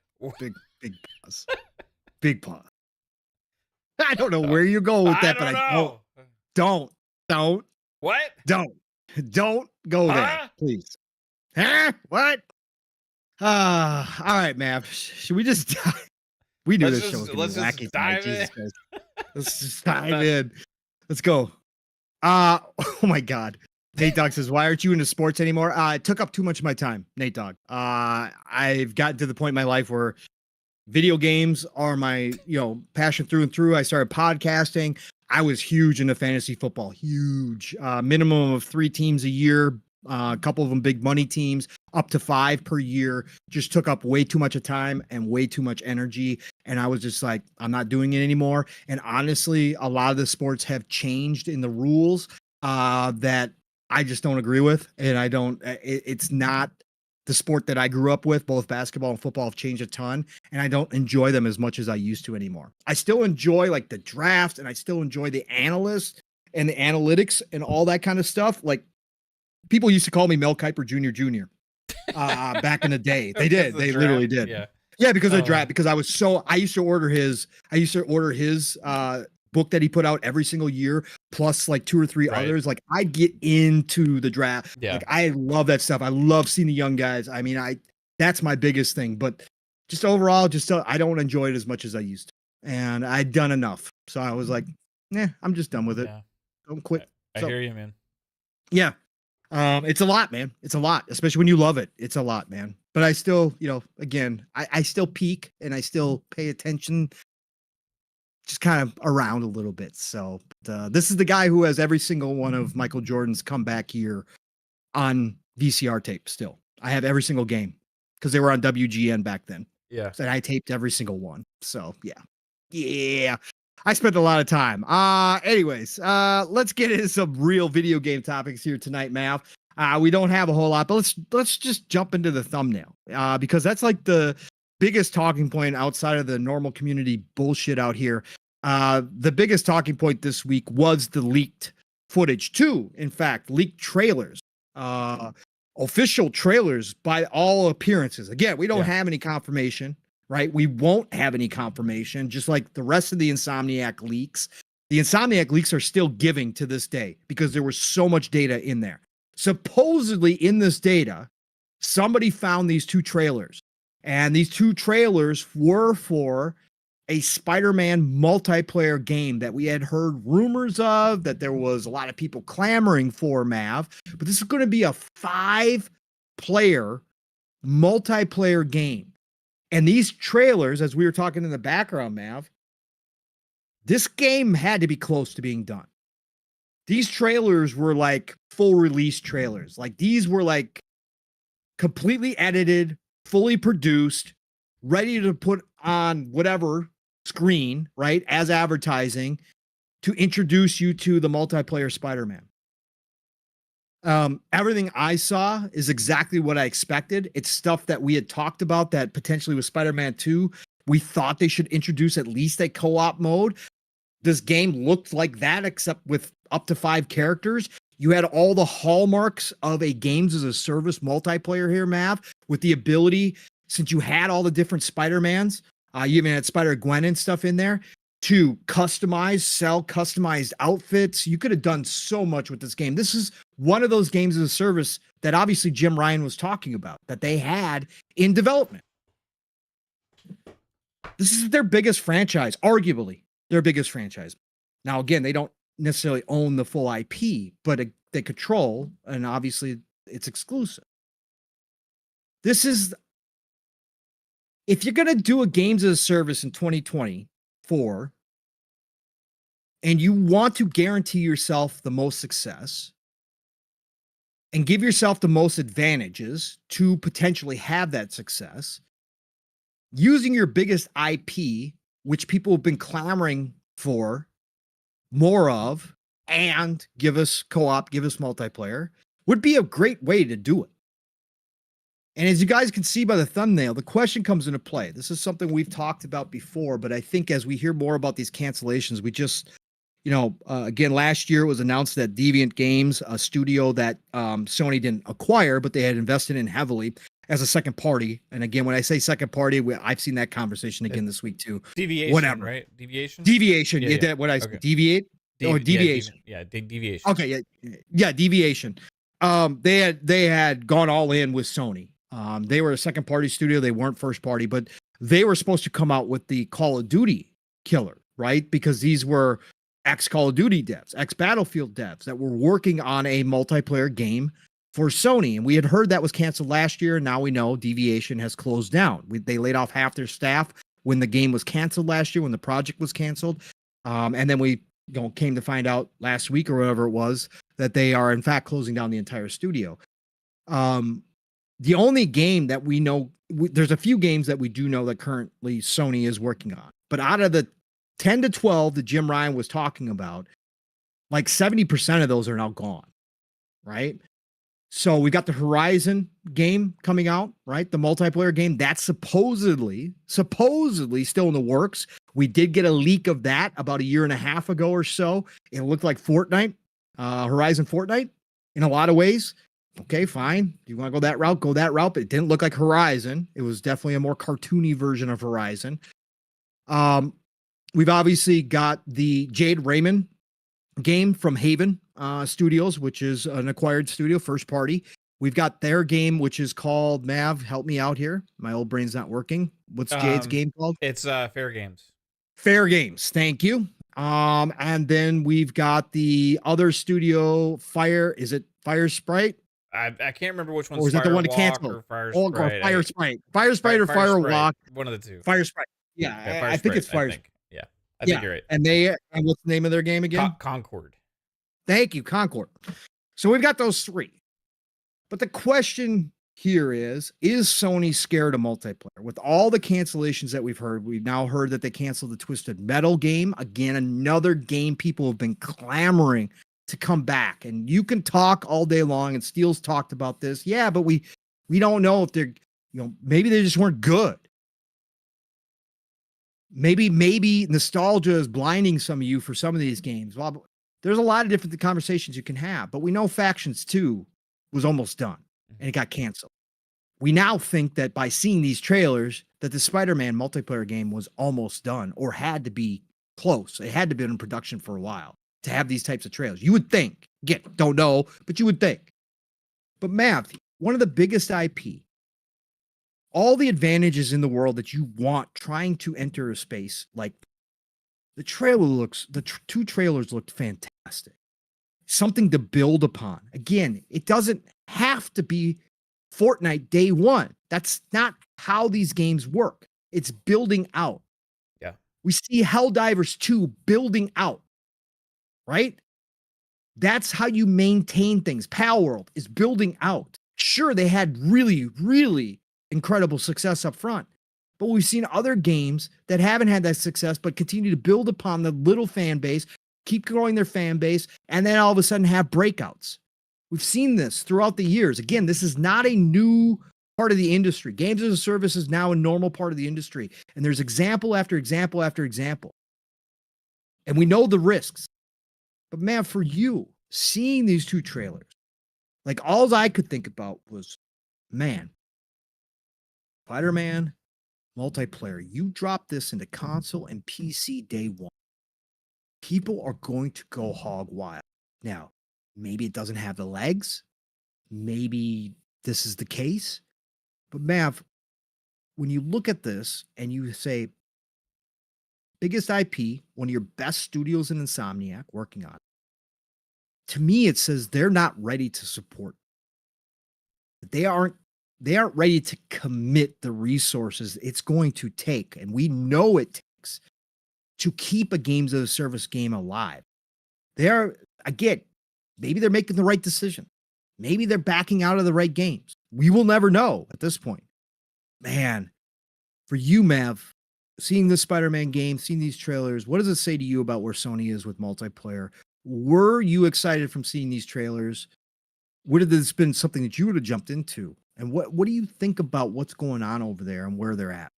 Yeah, it's interesting. That specific game, I see the trailer, like, oh, wow, that looks great. But then, like, I don't know. Like, it depends. Like, what am I going to be doing? Like, how replayable is it? How addicting is it? Like, the grind aspect of the multiplayer, the motivation to keep going. There's a lot of that is involved with multiplayer games that you can't really get based on, like, a cinematic type trailer. You know what I mean? So, it looks awesome. And I think it would have been really cool to see it come out and see what happens. But I think it's hard to say on a game like that for sure how much I would love it, and then also how well it would do over time. Now, I think ultimately, like right away, yeah, it would be played by tons of people instantly because it's Spider-Man, right? But does it have the legs and all that kind of stuff? That I don't know. That just depends on how good they do with all of those elements. So, and that's something I feel like a lot of these games fail on, and I think that's what scares them. So, because I've been thinking about this a lot lately with Sony, and also not just Sony, but the whole industry, right? Like all these games that in these companies that are going for that big budget games as a service game. They're putting all this effort and resources and for years, and I'm talking about spending so much money, and then they come out with this game and then it just flops, tanks. Sells okay. It doesn't have any legs. It doesn't do anything like they needed it to. And then you have these small games that come out like with less expectations, and they come out and they're like, okay, well, this is a fun little experiment, small budget and stuff. And those games come out and they explode into becoming massive things, right? And I'm trying to figure out like what is it about that? And I think a lot of it is the expectation, right? The expectation from the gamer. Now we see this from the Xbox side, especially like now, like they have so many franchises where we expect great multiplayer. We expect great single player. We expect co-op. We expect all of these things all in one game. We expect it to have the best graphics. We expect it to have a great story. We expect it to have every kind of mode they've ever had in any game that under the sun that they've ever released before. Like, for example, Halo Infinite, they don't have something. Oh, it's a huge, huge loss, right? Oh, massive failure to not have this, right? Oh, they're missing this. Oh, it's a massive failure. What other massive big franchises and big budget games can't even sometimes even get multiplayer in to begin with. But and then a franchise like a Halo or a Gears of War and all this stuff, we expect every single fucking thing, right? And it shows how hard it is and how expensive it is to do this, right? And also to keep it going and to have all these legs. But I think it's important to have some games like that. But you don't need like 10 of them, right? For like one brand. So like PlayStation has to figure out which ones they really want to go buck wild on and put their money down on, right? And say this is going to be a staple of our brand. Kind of like what Xbox has with Halo and Gears and games like that. And PlayStation just doesn't have that right now with multiplayer at all. If I was to say something I would think they should double down on, it's Helldivers. It didn't start as a big budget thing. The first game was a top-down isometric view, like indie style co-op shooter thing, right? Twin stick. Yeah, twin stick shooter. Both of us liked it. Yeah, very much. So, and then Helldivers 2, you up the ante, they did some amazing things with the resources they had, and it became a huge hit. So you take that and you grow with it, right? So you got this one franchise, you keep embracing it, you support the studio, you help them grow this franchise, right? So that's one. And then you come out with your other IPs that you're really behind and figure out what makes a great multiplayer game. They have the answers. They have the IPs fucking in their fucking like vault, man. They got SOCOM. They got things like this that they could use. But they choose not to because they like say, well, Spider-Man's popular now, or like this is popular now. We're gonna experiment with this. But then, guess what? We don't think it's actually gonna be that successful in the long run, so we're gonna cancel it. Waste years of development, years of resources, all this kind of stuff. Kind of goes to what we were talking about before with like all the waste that goes in with gaming and stuff. Like if you just combine all the canceled projects and all the ideas that just weren't fleshed out, how much money and waste there is, it's just absolutely astronomical. And it's never really accounted for when people talk about the success of these companies and stuff like that. And I think PlayStation needs to figure that out. Now, ultimately, I don't think it's a simple solution, right? Because they look at it and they don't have the resources, I think, like Microsoft does to be able to withstand a huge failure on one of those big games, right? So I'm kind of look at them and I'm like, I understand why they did a bunch of cancellations, because I think when they acquired Destiny and Bungie, they really got a good look at the business. Obviously, you get to see everything at that point, right? You know, you get the dirty, you get the good at everything. You know, like, and I think what happened for them is they got Bungie,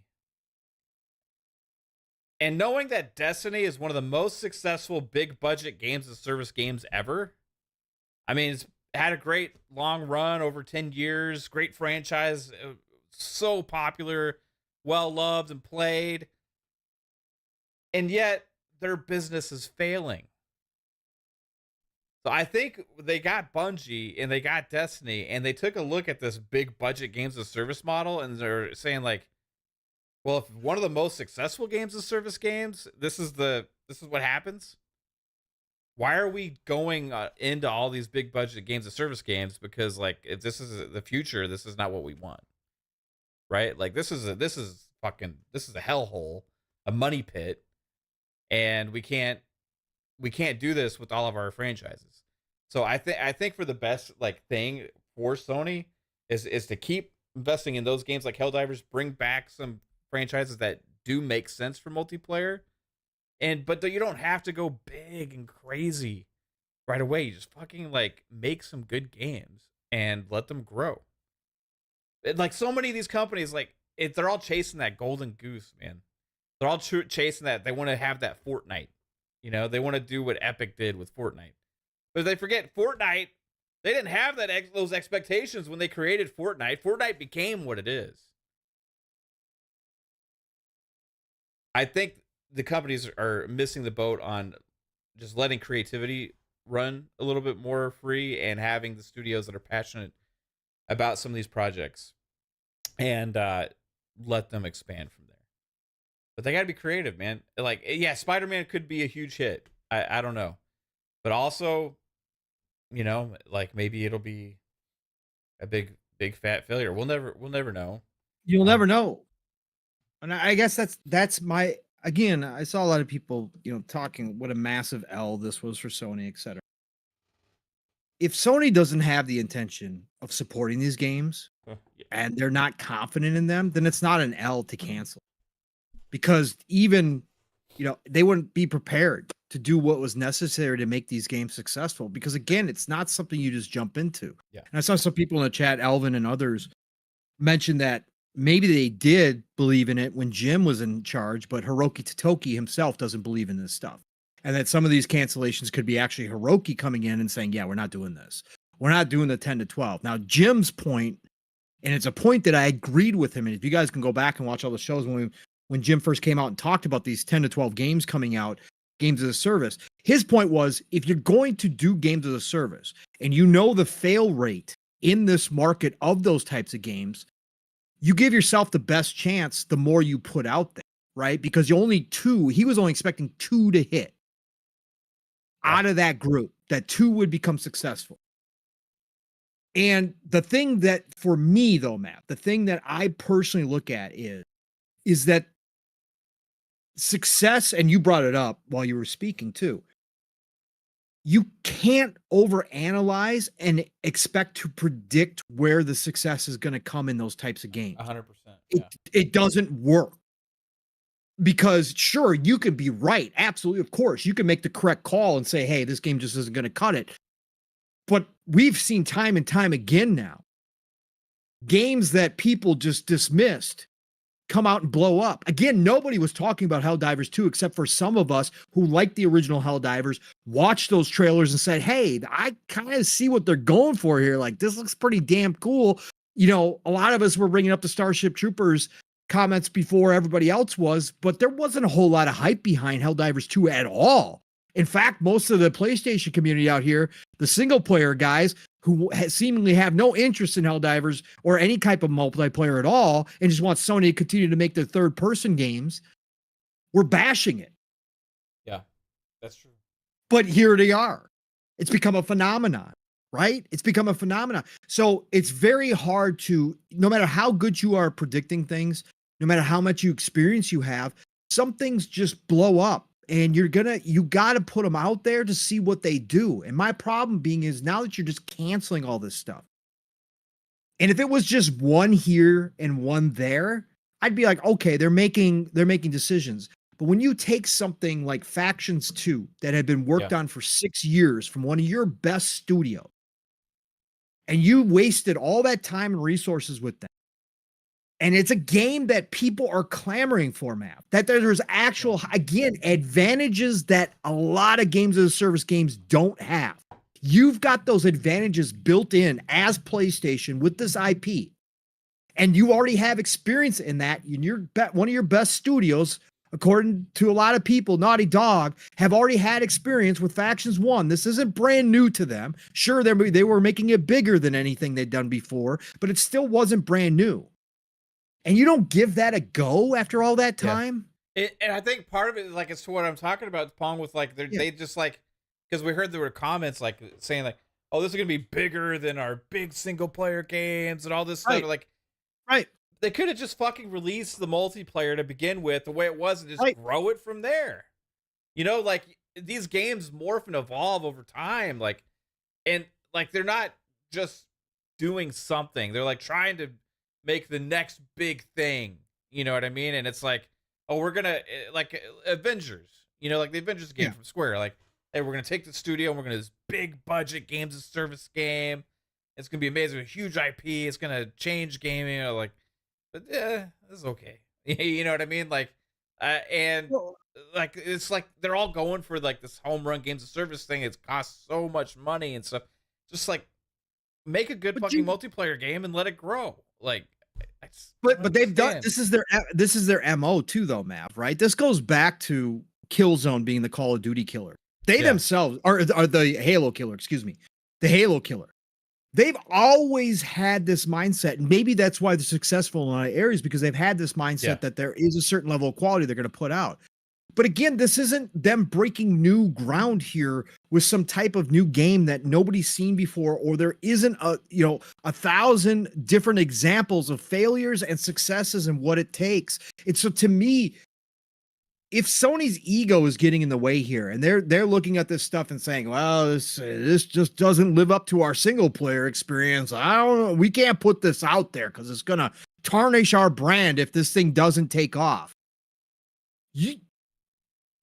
You're having paralysis by analysis at that point. Then you are overthinking this whole thing. Like you said, Mav, and like we talked about with Factions, and now seeing the Spider-Man thing. Put it out there. It doesn't have to be the biggest damn thing. Put out a portion, put out a freaking beta. Put it into early access, which is acceptable now. Oh, wait, Sony doesn't do that over. This is how this genre works. Put it into early access and see what your fan base says about it. Put out what you got. You obviously have playable versions in-house. So put it out there and see what everybody says. You're going to get the feedback nowadays. This is nothing new. People aren't going to balk at the idea. Oh, what's going on? I can't believe you guys put this. You want me to beta test this for you? That's normal now. That's normal in 2024. People do it on PC side all the damn time. Xbox just proved it with Grounded themselves. Grounded was never supposed to be as big as it is, but here we are. Why? Because they put it into early access, beta, let people feedback. All of a sudden, more and more people started trying it. They expanded a little bit more here, a little bit more there. All of a sudden, people were like, hey, we want more. Okay, we're going to give you more. Next thing you know, you've got whatever they've had. What, 15 million people play that game or whatever it is now? 20 million? And you know, people are hungry for some good multiplayer games on PlayStation because guess what? Sea of Thieves is the #1 pre-order game right now. Like, obviously, it's an established franchise and IP now that has a huge fan base, but like, you know, like they could have started their own Sea of Thieves type game a long time ago. But they just don't do this stuff. Sony's going back to what I think is they're falling back on what's familiar to them, which is fine. Again, they've been a hugely successful. Not taking anything away from Sony, they've been hugely successful. But if they are going to do what they say they're going to do, which is, and they understand has to be done, right? And for the future, the way that gaming's going now, they've admitted that they need to change something. Mm-hmm. Then you've got to at least try. And again, using your biggest IP is the best decision you could do because it gives you the best chance. Not to say that it's automatic success, it's not. But it gives you advantages that just aren't built in elsewhere. Now you're going to be relying on a bunch of new IP from newer studios, some of them making their first game for the first time ever, even though they're built around veterans and all that kind of stuff. And you're going to be relying on those to try to jumpstart your games as a service. Like, to me, that doesn't make the most sense. And I like I said, if this was a one-off deal or two-off deal, but we've got Factions 2, Twisted Metal, and Spider-Man all now confirmed to be canceled. All well-known brands and IP that gave you advantages that you don't have elsewhere. And I think for me, that's the hardest part here. But as I said earlier, games game like too. Yeah, and the Deviation games, right? But that's one of their new studios that they invested in and blah, blah, blah. But as I said earlier, if Sony's not fully committed to this anymore, if this is like Hiroki Totoki coming in and saying, hey, we're just not doing this vision anymore. Like, we're going to cut back on the amount of games as a service. So he looked at this and said, my best studios are not going to, we are not going to have our best studios take talent and resources away from their single player games that we know are the closest thing to a guaranteed success. We're not going to take that away to keep a games as a service going, to grow a games as a service. We're not going to do that. If that philosophy change happened and they didn't have plans to support these games, well, then I can see why you wouldn't put them out. Because if that interest level in the games as a service has been cut back because of new management and because of the position that they're in, then so be it. Then you might say, well, if you're not going to grow it, if you're not going to grow your Insomniac teams, and we know that they just cut, they just had layoffs at Insomniac, and if you're not going to grow like Naughty Dog and that kind of stuff, you're not going to grow them enough to support a games as a service while they go make their single player games as well, then what's the point? Then yes, cut your losses now and call it a day, because there's no point in putting it out. So there's a couple ways to look at that.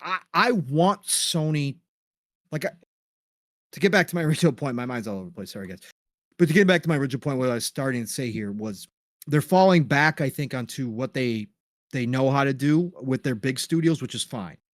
I want the Sony of old that did try things. I want the Sony of old who did say, hey, we're coming out with Killzone. It's going to be a Halo killer. Like, I know people memed the hell out of that and made fun of it even back in the day when it first was announced. But I want them to try that stuff again. You guys know this. I want that old Sony that isn't afraid to jump into these things with both feet. I hate toe dippers, man. I hate it. We watch Google do that. I hate it. Sony never used to be like this. I just watched that interview on CNBC. I don't know if you guys watched that interview, Mav. I don't know if you had a chance to watch that interview with Jim, the one that's been going around. But they did a kind of a whole breakdown of the history, like a short history of Sony and how they got into the video game market again. And it's just fascinating to me. That company came in, jumped in both feet into the deep end, did what they had to do, which was go buy a bunch of people to make themselves relevant, go cut deals with third parties like they still do to make themselves relevant, but they weren't scared. They jumped in when Nintendo, double crossed them on the disk drive deal. They said, oh, well, okay, fuck you then, Nintendo, we're coming in. We spent all this R&D and all this time and made this great device to play games off of CDs. Well, guess what? You don't want us? We'll make our own. And we're coming into your space now. And they did that. And they helped kill off Sega, one of the biggest companies at the time. Like, Sony never used to be like this. They used to try things. Their first party studios created some of the best gaming back in the day during the PS1 and PS2 era and into the PS3 era. Obviously, Uncharted, Last of Us, that all started during the PS3 era. But the PS1, PS2 era, we got some great first party stuff again. Siphon Filter, SOCOM, the stuff that we just don't see. MotorStorm during the PS3 era. Like, I want that Sony back again. I don't want this safe Sony. And I understand they're not in the position where they can take all the risks in the world anymore, because they're such a massive part of Sony Corp, and they're a massive part of that stock price. But man, I miss those days. I miss those days. And I thought maybe with this games as a service stuff that they would throw some things out there and try some new things with some of their big IP. And I wanted to see it. I wanted to see what they did with it. It's a problem, man. Like, all right, so I was trying to think, like, currently played by a lot of people, Sony multiplayer games. Like, what is there? Helldivers? Yep. GT. Gran Turismo. And Destiny. Right. Is that it? Oh. As far as like first party? Like the Sony owned? Oh, yeah. That's it, right? Yeah, Destruction All-Stars. I Home mean, Stars? there's more on Nintendo, bro. Correct. Nintendo's better at games as a service than Sony It's is. fucking crazy. That's bro, that horrible. boggle. I've been bringing this for so long now. Nintendo doesn't advertise they have games as a service, but they legit have some big games. Mario Kart is a big games as a service. Splatoon, big games as a service. They're already on their third one. You know what I mean? Right, right. Nintendo of all places. Even their games, like they do, like the Mario Maker and stuff like that. Like those are like kind of in like community focused. You know, like Smash Bros. Like that. Smash Bros, bro. That's technically a game because they keep adding characters and levels. Online stuff that has like you know the Tetris 99 or like the different stuff they've done like that, man. It's just crazy. We live in a world where like even though Nintendo doesn't like do it like crazy big, like they have more successful online games right now. Yeah, without a really good online service than PlayStation does. Right, and it's fucking. If you're PlayStation, you gotta be fucking embarrassed about that. How did you let that happen? Going from like the PS2 into the PS3 era, how did you get so fucking small with multiplayer as a priority from your games division? Like it just like is not existent. You compare it to Xbox now. Oh, it's fucking like it is in a completely different realm. I mean, you could list the Xbox games. Now, I'm not saying like every single one is a massive, huge success. No. But, like the Grounded, State of Decay. You have the ESO. You have Fallout 76. You have Halo Infinite. You have Sea of Thieves. Diablo. Forza Horizon. Forza Motorsport. Yeah, Diablo. Age of Empires. Call of Duty. Call of Duty. Like, I mean, you can just like keep going and going, and people. These are played still by millions of people. Every single one of these games. Yeah, the Call of Duty marketing rights deal really hurt Sony in a lot of ways because that's when they really decided.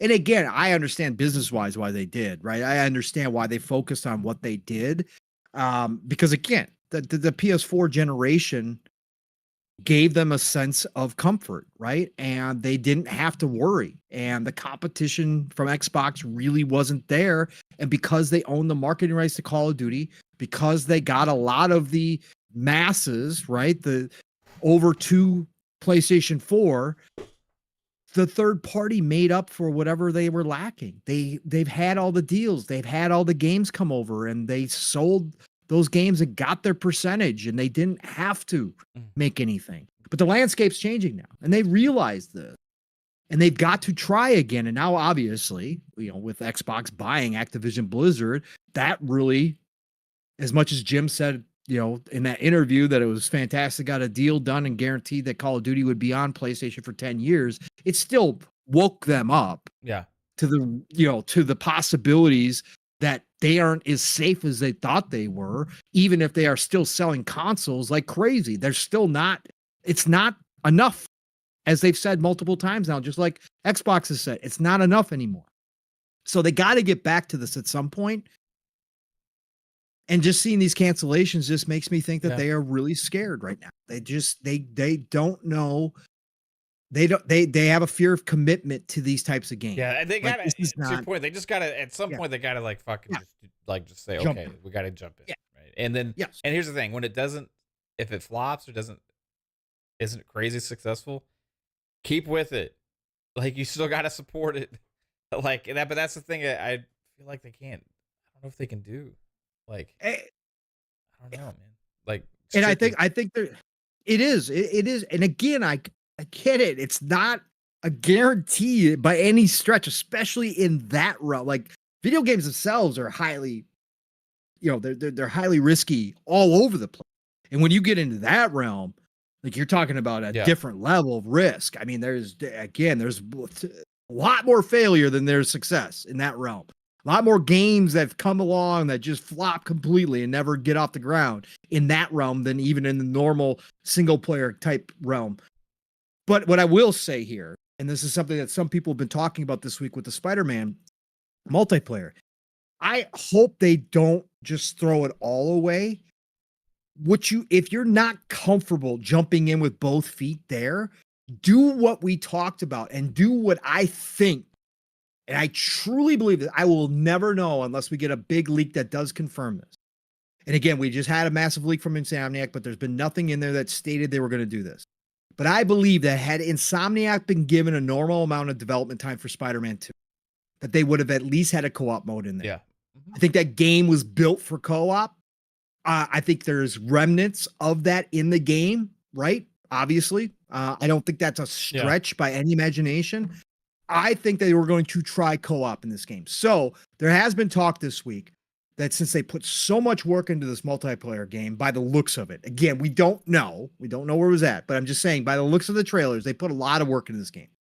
That with Spider-Man 3, they could introduce this and aspects of this. And I hope they do. If you're not comfortable making a whole game off of games of service style, 5-player multiplayer type Spider-Man, and you don't want to support that, at least bring some of what you created in that game, bring it to Spider-Man 3, give at least a co-op mode and see how your fan base reacts, or introduce a 3-player multiplayer mode on a smaller scale into Spider-Man 3 as some, maybe even attach it as some DLC or whatever. I don't care, but try it and see how your fan base reacts.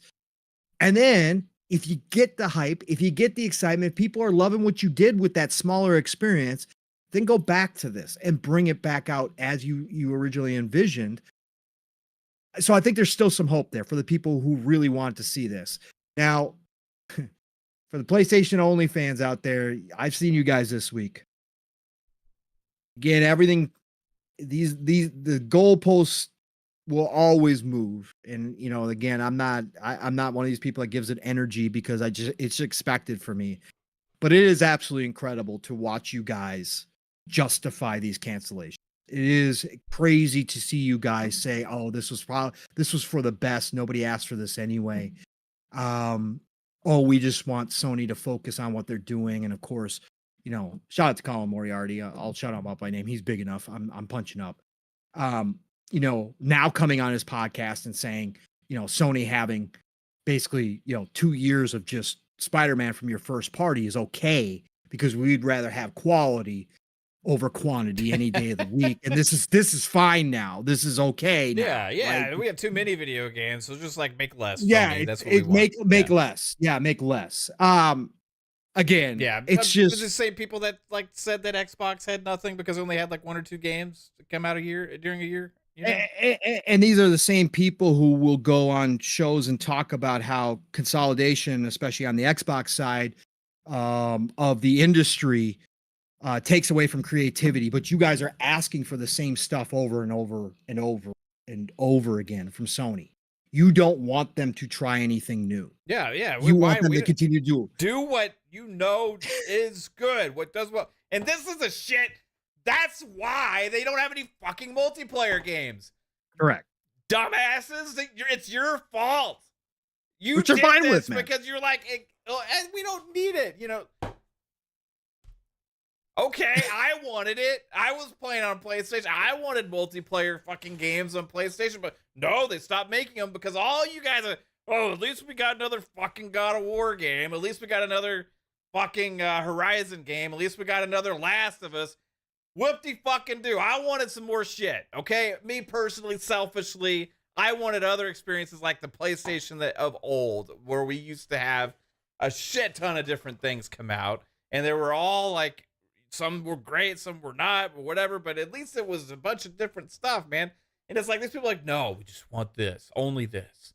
Please give me this. And then you look at it now, and we just talked about, like, they don't have shit. And now they put out one fucking game in like 2 years of that kind of game. And like, people are like, it's still all we want. It's still all we want. Is just give us that one. You know, we're okay. Yep. Nothing else. Hey, don't do anything else, Sony. We'll just rely on third-party stuff. Hey, we'll just take the Xbox games. You know what? They're making games. We'll just take down too, and we'll be fine as long as you just give us that one fucking game every 2 years. What the fuck are you smoking, bro? You've been talking the opposite shit for years. You sound like an idiot now because you're contradicting everything you've ever preached and talked about for video games before. It doesn't make any damn sense. You are always going to change and fit the narrative to support what you think is the golden god of gaming for you, and it is sacred to you, and that's PlayStation. Yeah. No matter what they fucking do. Right. It doesn't make any sense, bro. How about let's put the same level of pressure and concern towards PlayStation that you do towards Xbox when it's not even warranted. Because Xbox, guess what? They got a lot more studios, they have a lot more games in development, and they are actually releasing a lot more first-party games. And guess what? You want to fit the narrative of they're not good? That doesn't actually equate either. Look at all the review scores over the last couple years, and you will see a completely different story. But like, it's overall, man. Like, and so many people. Like, here's something that's been bothering me, Paul. Just gotta say this. Shoot. This has been fucking bothering me. There's so many people that are just like so fucking insecure about the brand that they choose or whatever. Yeah. And when we got like a couple of months without a game, it's like, oh shit, the sky is falling. Yeah, how can this happen? We know the stuff that's coming. They for Xbox, they've told us like that with this huge slate of games, right? People are freaking out. Diverse game. Yes, like first party games. They're all in Game Pass too. All these fucking games are in Game Pass. You got all these third party games coming into Game Pass as well. You got all this shit, all this stuff.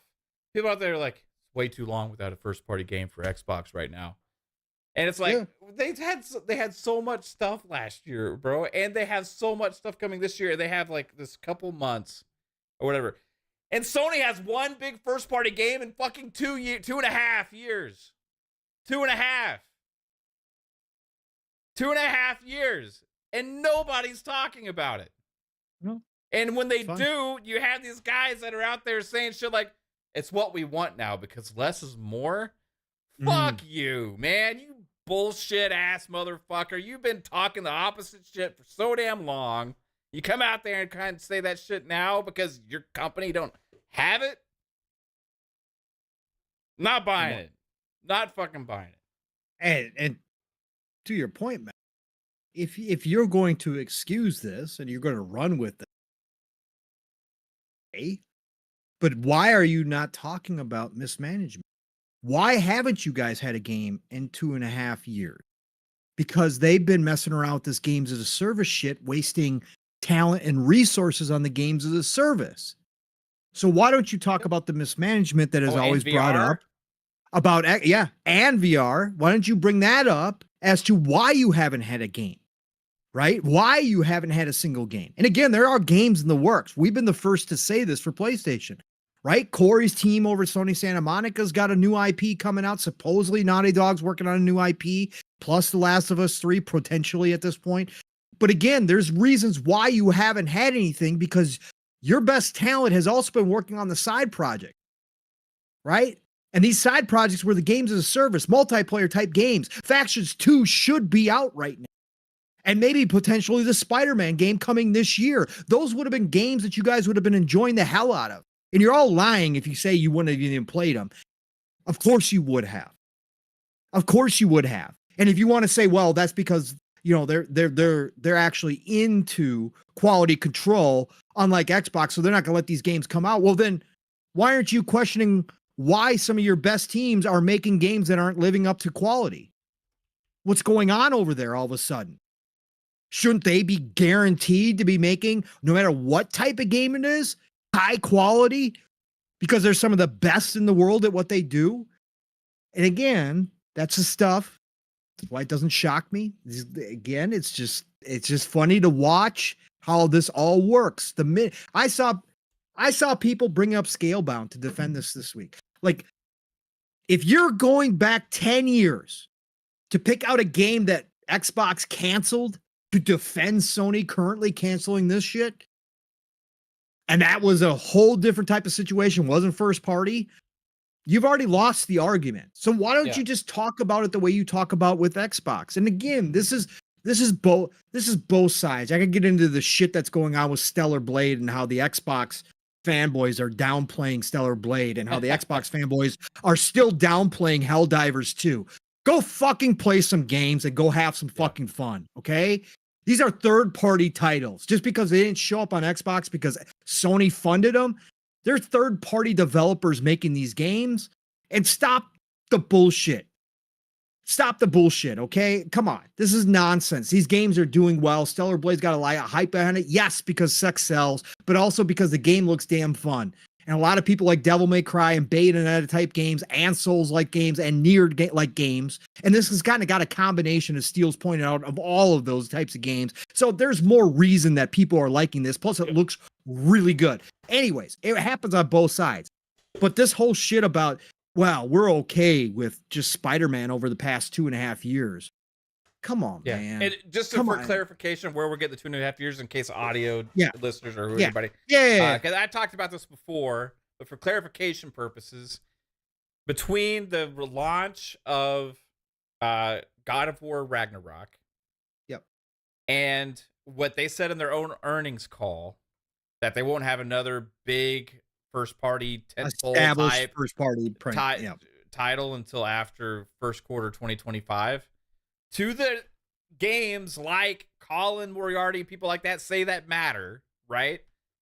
Oh yeah, and they were talking about Xbox. Ones that matter, right? That's what they say. There's only one in that time span. You're talking about the end of 2022 and going into the second quarter of 2025, right? You're talking about a 2.5 year time span. Yeah. Between, and you only have one major release from first party. Now, there will be other first party games in that time span. Yes. Sure. But these are the games that they said that nothing else counts. Well, right? Pentiment didn't count for Xbox. So Pentiment didn't count, right? As Dust Falls didn't count for Xbox.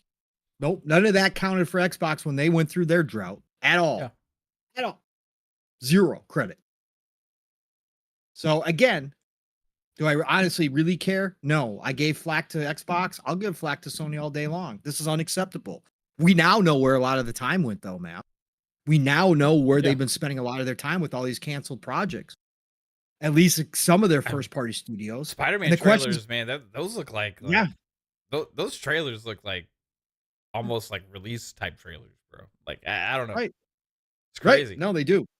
They do. And I just think it's funny that the Sony side is going to dismiss this and say, we didn't want multiplayer games or anyways, and we don't care about this shit. So go ahead, but Sony. Why do people expect it from Xbox and then not give Sony a pass if they don't have multiplayer?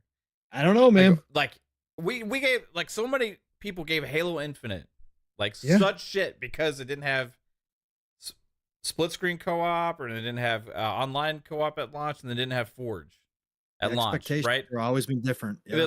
It had a fully featured huge multiplayer mode. It had a big campaign. It had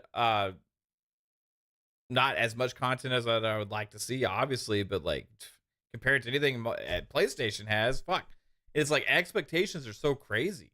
You know what I mean? Like, for the differences about what people expect, and I think that just kind of just ready to say whatever PlayStation tells them is what they should like is like what they say they're gonna like. You know, Right. I don't know. Like it's no, but multiplayer's not important. You're right. No, he plays multiplayer anyway. We got Call of Duty. Right. Like it's That's basically what it comes down to. Again, I- they trained their fans very well. It's like Nintendo fans. I've seen this, some Nintendo fanboys out there. Again, they train them very well. And both Yeah. Sony and Nintendo have done the same type of deal where expectations wise, they've got their fan base 1000% believing in what they say, what they push out, what they shovel out, right? And a lot of that has to do with the fact is they stay silent and they don't say shit to their fan base until they're ready to announce something, and that's it. They don't do the Xbox. It's kind of like the 30 frames narrative going on right now again. Like Oh. people like, oh, because now the games are coming out more at 30 frames and stuff. Like people are like, you know what, 30 frames has always been great. I never had an issue with it. Like it's just what they should. Hey, I'm always gonna be content with it if that's what it is going forward. You know, just who cares? Really, at the end of the day, it's 30 frames. Who can even tell the difference between 30 and 60? You know, like really, who cares? Like it's like because now that's realized what we're getting. I was like, hey, it's just fine. It's cool. You know, hey, we don't. Didn't matter. I don't know. I mean, again, it is what it is, It bro. is. It is. It's just funny how these narratives it's change so much over time changed. based on what we get. You know, Oh, like what man. the companies give us dictates a lot of times what people are willing to accept. Oh, I've seen the PlayStation fanboys now bashing Dragon's Dogma 2 because it's not 60 frames and Ronin's going to kick its ass because it's 60 frames and Dragon's Dogma 2 is shit. Bro. Well, I wouldn't say that either. Oh, fuck. Oh, fuck. Like it's like at the end of the day, like, it's just like if it matters to you once, like why all of a sudden it just doesn't matter anymore? You know, like it's because you're told it doesn't matter as much. Yes. Yeah, Yes. Yes. It's just weird. Because it defends your piece of plastic, man. Whatever. Again, didn't mean to turn it into that, but it is just interesting to watch it happen in real time every single time. It's just it's fascinating from a psychology standpoint of how this happens, and from the biggest to the smallest people, like it just sometimes it just takes over, man, and it's just those goalposts just instantly shift, and everything's fine no matter what. Everything's fine, even though they complain that the other side says everything's fine no matter what. Like it's just no self-awareness whatsoever. But anyways, be that as may, again, even as somebody who wouldn't be interested in the Spider-Man multiplayer, and somebody who, again said, I played 2018 Spider-Man, understand why people think it's a great game, just didn't hit for me, but understand why people still think it's a great game and why people love Spider-Man as an IP. I just thought it was cool because I said all along that Spider-Man 2 should have had a co-op mode at least, and I thought it was a great idea. And I was watching, I was like, Jesus, if I was a Spider-Man fan, I was into it. Like, I'd want to play this game. It looks freaking dope, man. Running around fucking defeating crime with a group of buddies, up to 5 players, with all of us in customized outfits and shit. And fucking blast, man. Let's go. That sounds like Suicide Squad. Yeah. That's not good. Yeah, or Gotham Knights. Or Gotham Knights, it does. Yeah. But fuck, man. Yeah, Why not? Games, like I like I know. them, but Yep, so do I. But again, just disappointed to see Sony cancel another one. If it was close and these trailers made it look close, I thought they looked great. And just sad to see, man, because I want Sony to get back to that. I want them to try things. I want them to go out here and do stuff like that. So hopefully they will at some point. But yeah, I think that's all we got on that. Now we're to just a bunch of little stuff here, Matt, but we have been actually talking for 2 hours. Holy shit. Yeah. We didn't know how this was going to go tonight, man. Look at us. An hour and 15 minutes. It's true. It's true. That is true. We did get some really good news this week too, Mav, on some stuff here. Black Myth Wukong. This is going to be a massive game this year. Again, I hope they've said it's more action themselves, and if that's the case, I'm all in on Black Myth Wukong. Obviously, since day one when we saw the trailer, if it's more Souls-like, I'm not. But they've said it's more action. They keep saying that. I hope it's true. But man, we got news, Mav, that they are going all out on the features. If you're on PC, this thing is going to have it's going to be fully retraced, global illumination, reflections, water caustics and shadows. In addition to DLSS 3.5, Super Res Frame Gen, and Ray Recon. Expect this game to be very, very GPU heavy, is what some people were saying. Unreal Engine 5.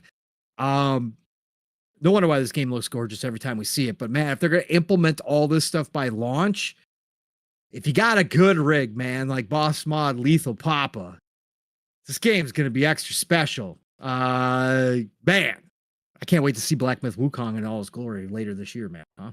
Yeah, I mean, I'm curious, like, how it's gonna play. Yeah. Like, this is a game that's like wowed us all the first time we saw it, and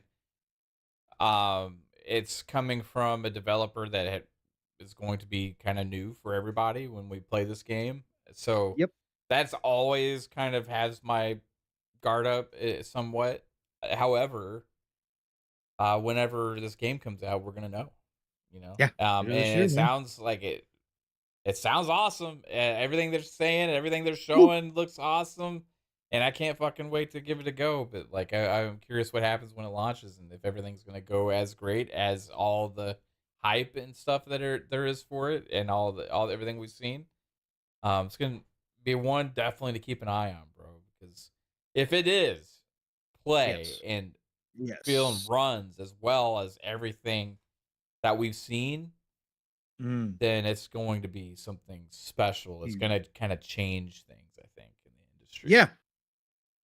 And I got to say, the developer themselves, I have been doing it right. They've taken their time. They did not rush this game. When they first showed us that first trailer way back, man, what was it, 2.5, 3 years ago? I think we saw the first something like glimpse at Black Myth Wukong.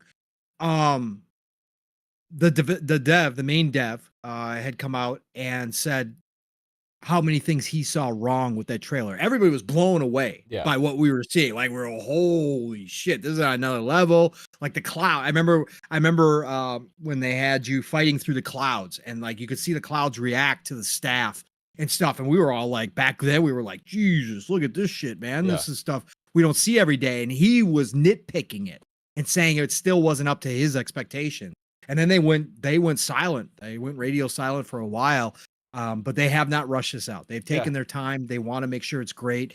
Unreal Engine 5 has its issues. We've known that for performance-wise, especially on consoles, current consoles. So we'll see how it all turns out. But like Matt said, if it does all come together, this is going to be a studio that is going to be instantly on the rise, coming out with their first major game. Again, they've got a lot of experience now underneath their belt as far as they had worked on other games, but this is the first time them making a game together. And coming out with something big like this out the gate, like if they hit it, this is gonna be one to watch, man. It's gonna be fun. It's gonna be a good time. And I'm just hoping it's not too much Soulsy. Like, hope it doesn't melt my PC. Yeah, I hope that too. Definitely gonna be a PC game for me. System Shock, Mav. System Shock came out last year on PC. This is the remake of the classic. This is the game that absolutely 1000%, and Ken Levine admits it's inspired BioShock. It is a original classic. I played this on a buddy's PC back in the day, way ahead of its time. Back then, it is fondly remembered. The remake got 8s and 9s across the board. Game scored extremely well on PC. ACG, I remember his review for it, loved it. I've been holding off on this game. Obviously, just too much to play. I think I'm going to probably pick it up on PC, but console release got delayed. They finally announced a date this week, Mav. So May 21st, a week prior to my birthday, it is finally going to hit PlayStation 4, Xbox One. I don't know how. Anyways, they're going to support the old gen. Along with PS5 and Xbox Series consoles, May the 21st, System Shock. So if you are a console-only player, or if you've been waiting for this to show up on console, May 21st, System Shock. And if you have never played System Shock, highly recommend, if you have the time and you want to jump into a game and you want to see where the inspiration for BioShock came, just a little bit more futuristic, obviously sci-fi side of things, but you'll see a lot of mechanics that you did in BioShock. Go get System Shock. System Shock is a great game. Hands down. I can't wait to play this. remake. But finally, Matt, did you have interest in System Shock? I can't remember if you even played it. I don't think you ever played it. Did you? I don't think I played the original. I'm not Okay. sure, but it's one that I saw. I love the look of the remake. Yeah. It's something I'm interested to play, but like, there's just so much other stuff, and I think maybe if it's at the right price at the right time, kind of something I would get later on for like one of Yep. those crazy discount sales, Hmm. and then give it a go. Right? It's just not something I'm going to be like, oh, I got to play this right away. You know? Right away. Yeah. Yeah. No, I get it. I get it. 100%. But yeah, I know a lot of people have been waiting on it. I know Hmm. Psycho's been super excited for System Shock as well. So go check that out. We got a new game announcement this week too, Mav. Some people might have missed it. It feels like it's going to be, now this was all CGI, but you should go watch the trailer because you want to see Unreal Engine 5 and the beauty that it can create. This CGI trailer, like the glass with, oh my God, where he's drinking out of that glass, man, it's gorgeous. Anyways, this is a new game coming out. If you like cyberpunk style games, right? This is going to be right up your alley. I've got my eye on this one. Nobody Wants to Die was announced this week. A new detective noir adventure set in New York City in the year 2329. Let me look up the devs real quick. Mav, did you watch this? Oh, it's from Yeah, Critical Hit Game. I'm watching Critical Hit it Game. as we speak. I Yes. accidentally played the Yes. audio for Oh, a did you? second. Yeah. Okay. But that glass with the liquid in it, bro. Yeah. Yo, Looking at it right now. it just looks so gorgeous, man. And it's got a little Deus Ex to it. Like, I'm all about this stuff. And you give me Detective Noir. I don't care if it's narrative driven. I think I'm going to be checking this out at some point. Coming out this year. So another 2024 game that we didn't know about suddenly shows up, Mav. And again, this year can't be any better, but yet we get in this new, who knows how this game's going to turn out. Could be terrible. But if it's something cool and it's something awesome, this is a game we had no idea was even existed until this week. Crazy, man. Yeah, man. I want to see like actual what the game looks like, Gameplay. and all Yeah. that kind of stuff, right? To kind of make a Yeah. judgment on it. But this trailer looks pretty badass. It's kind of like Yeah. got a time aspect. It's like rewinding time. Mm-hmm. Um, Correct. You give me that. I'm all in. Let's yeah, go. so it's pretty cool. Yeah. Go check that out. Again, the title is Nobody Wants to Die. Go look that up. Awesome little short CGI trailer there to introduce it. We did get more.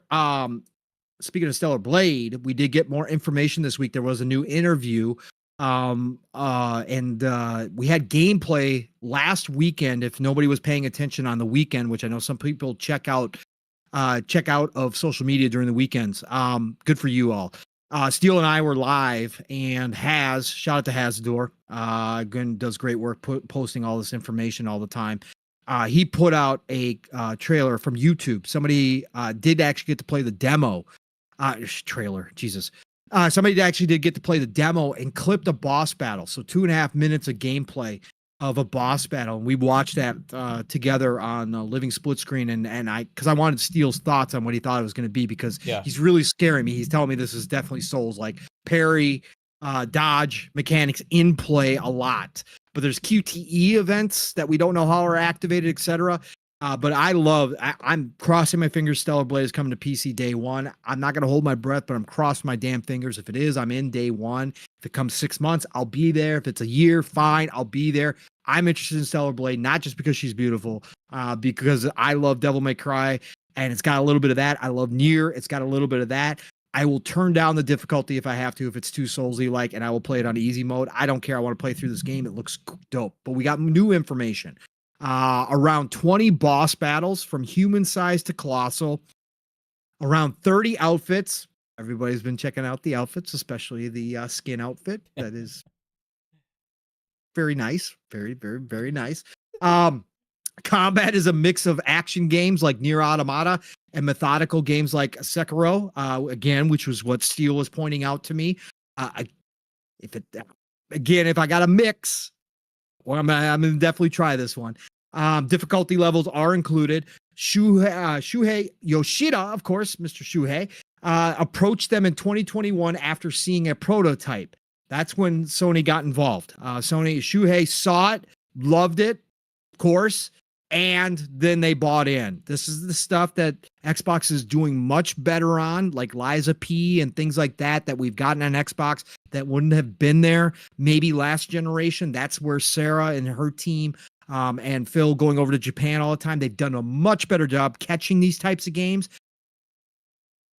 I will say, like, Shuhei got this one, and they probably should have been more in on this one. And again, Korea, they need to be in on Korea. This is where a lot of the talent's coming from. Sony worked with them directly on things like localization and QA. Demo is being prepared for release soon. We know it launched, and then they pulled it back and then nixed everybody who downloaded it. But anyways, Stellar Blade, definitely getting more information as it gets closer. Yes, they are leaning heavily into the sex cells. That will be a thing forever, folks. Guess what? They made a beautiful protagonist. Okay. One that was modeled after an actual model. They're doing their thing, but the gameplay itself does look good. And I can't actually wait to play just for the gameplay, because I do think the story looks interesting. I think that the director has talked about how much Nier did influence this game, and I saw that in the early trailers. So I'm excited for this game. And if you're trying to downplay this game because it's not on Xbox, I'm sorry. Again, you don't have to like it. You don't have to agree with it, but man, the game looks gorgeous. Again, we saw a bunch of clips coming out of the demo, and man, the rain effects on her, just everything about that game is super detailed. Loving everything about it. Man, if it comes to PC, will you pick up Stellar Blade? I've been interested in it. Like the soul stuff kind of scares me a little bit too. But like the graphics and the gameplay looked really fun. It looked like a really great game. So I've been really interested, and I'd probably get it actually on the PlayStation. Nice. Are you thinking you're gonna pick it up on PS5 even if it doesn't come, huh? Yep. Beautiful. Can't wait to see, man. Battlefield lost yet another creative director, Mav, and this kind of fell into the news that came out today. Respawn was directly hit by layoffs today as well. So layoffs are not done, unfortunately, folks. And again, we kind of told you that the experts are saying that it's going to be all throughout this year and potentially into next year. But Respawn today, which is the real topic here, they got hit with layoffs as part of the EA previous announcement of the 5% of its workforce. So the Apex team was hit with layoffs today. Level Design, Aaron Stump said on Twitter, "It sucks seeing some of the people I've worked with for almost three years now let go. Hopefully they land on their feet sooner rather than later." One of these people let go was Apex Legends global social media lead, Alex Ackerman. Quote, he put out post saying, "After 20 seasons of Apex and 5 years at Respawn, nearly to the day, my job has been made redundant and I've been laid off. Working on this game and supporting this community has truly been the honor of my career and highlight of my life." Build engineer Tyler Owen said that he's completely gutted by the most recent layoffs at the studio.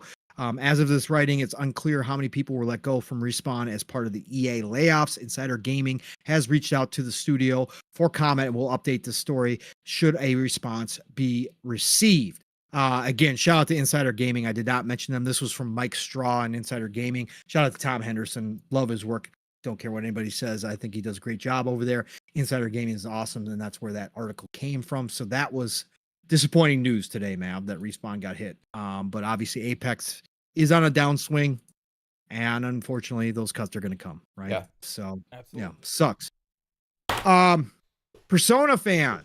Hey, listen up. If you haven't gotten enough Persona lately, Jesus, I don't know what to tell you. But anyways, Persona Overload. Persona, man. Hell, jeez, man, you got a lot to play. Persona 6 development this week is supposedly rumored, so take it with a grain of salt. Speculation town here, folks, but we are getting reports that supposedly Persona 6 development is 95% complete, and they are looking to launch Persona 6 in 2025 with long-term DLC support, which you all should know now is a part of Atlas. Atlas is all about the monetizing that DLC, baby. If you don't know, go check out Persona 3 Reload and the kind of DLC they got going on. A lot of people not happy about it. Good news, if you're a Game Pass Ultimate subscriber, you get the expansion pass for free for Persona 3 Reload. And a lot of optional stuff too, though. Like a lot of optional you have stuff. your like base game that's fantastic, and if you want the extra shit, it's there.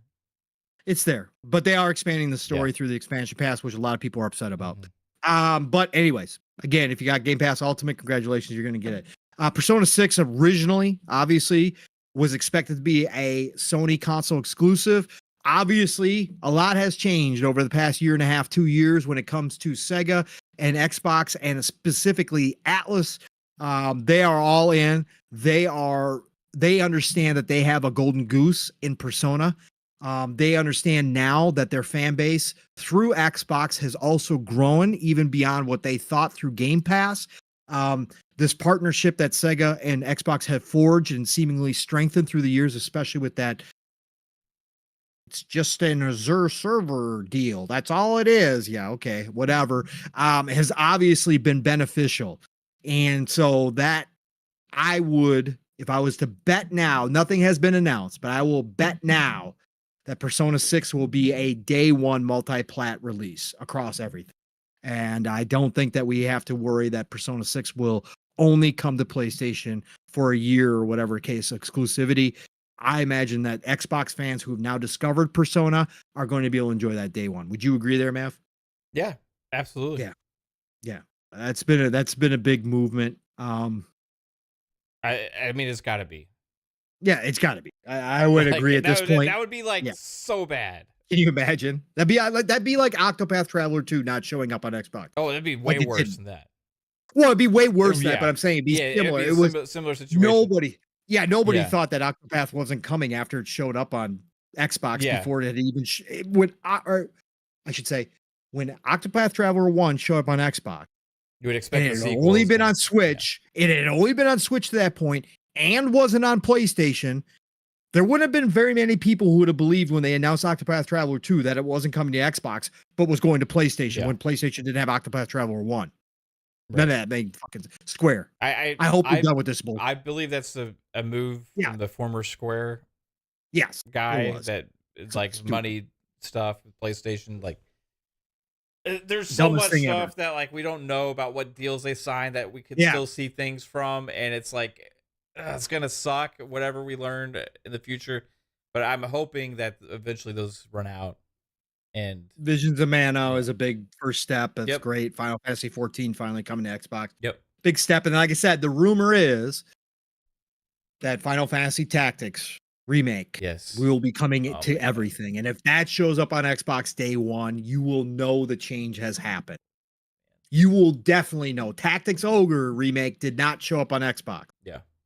If Final Fantasy Tactics, one of the greatest tactics games of all time. One of the fucking greatest games of all time. One of the greatest. It's definitely a GOAT. All time shows up on Xbox day one, man. You know the change has happened. That will be massive, massive W for Xbox. I hope that's happened. It's gonna be beautiful. I guess the last thing here, Mav, unless you come up with anything else, really, is the sale of Saber Interactive. We had talked about this, Mav. We had known this was coming.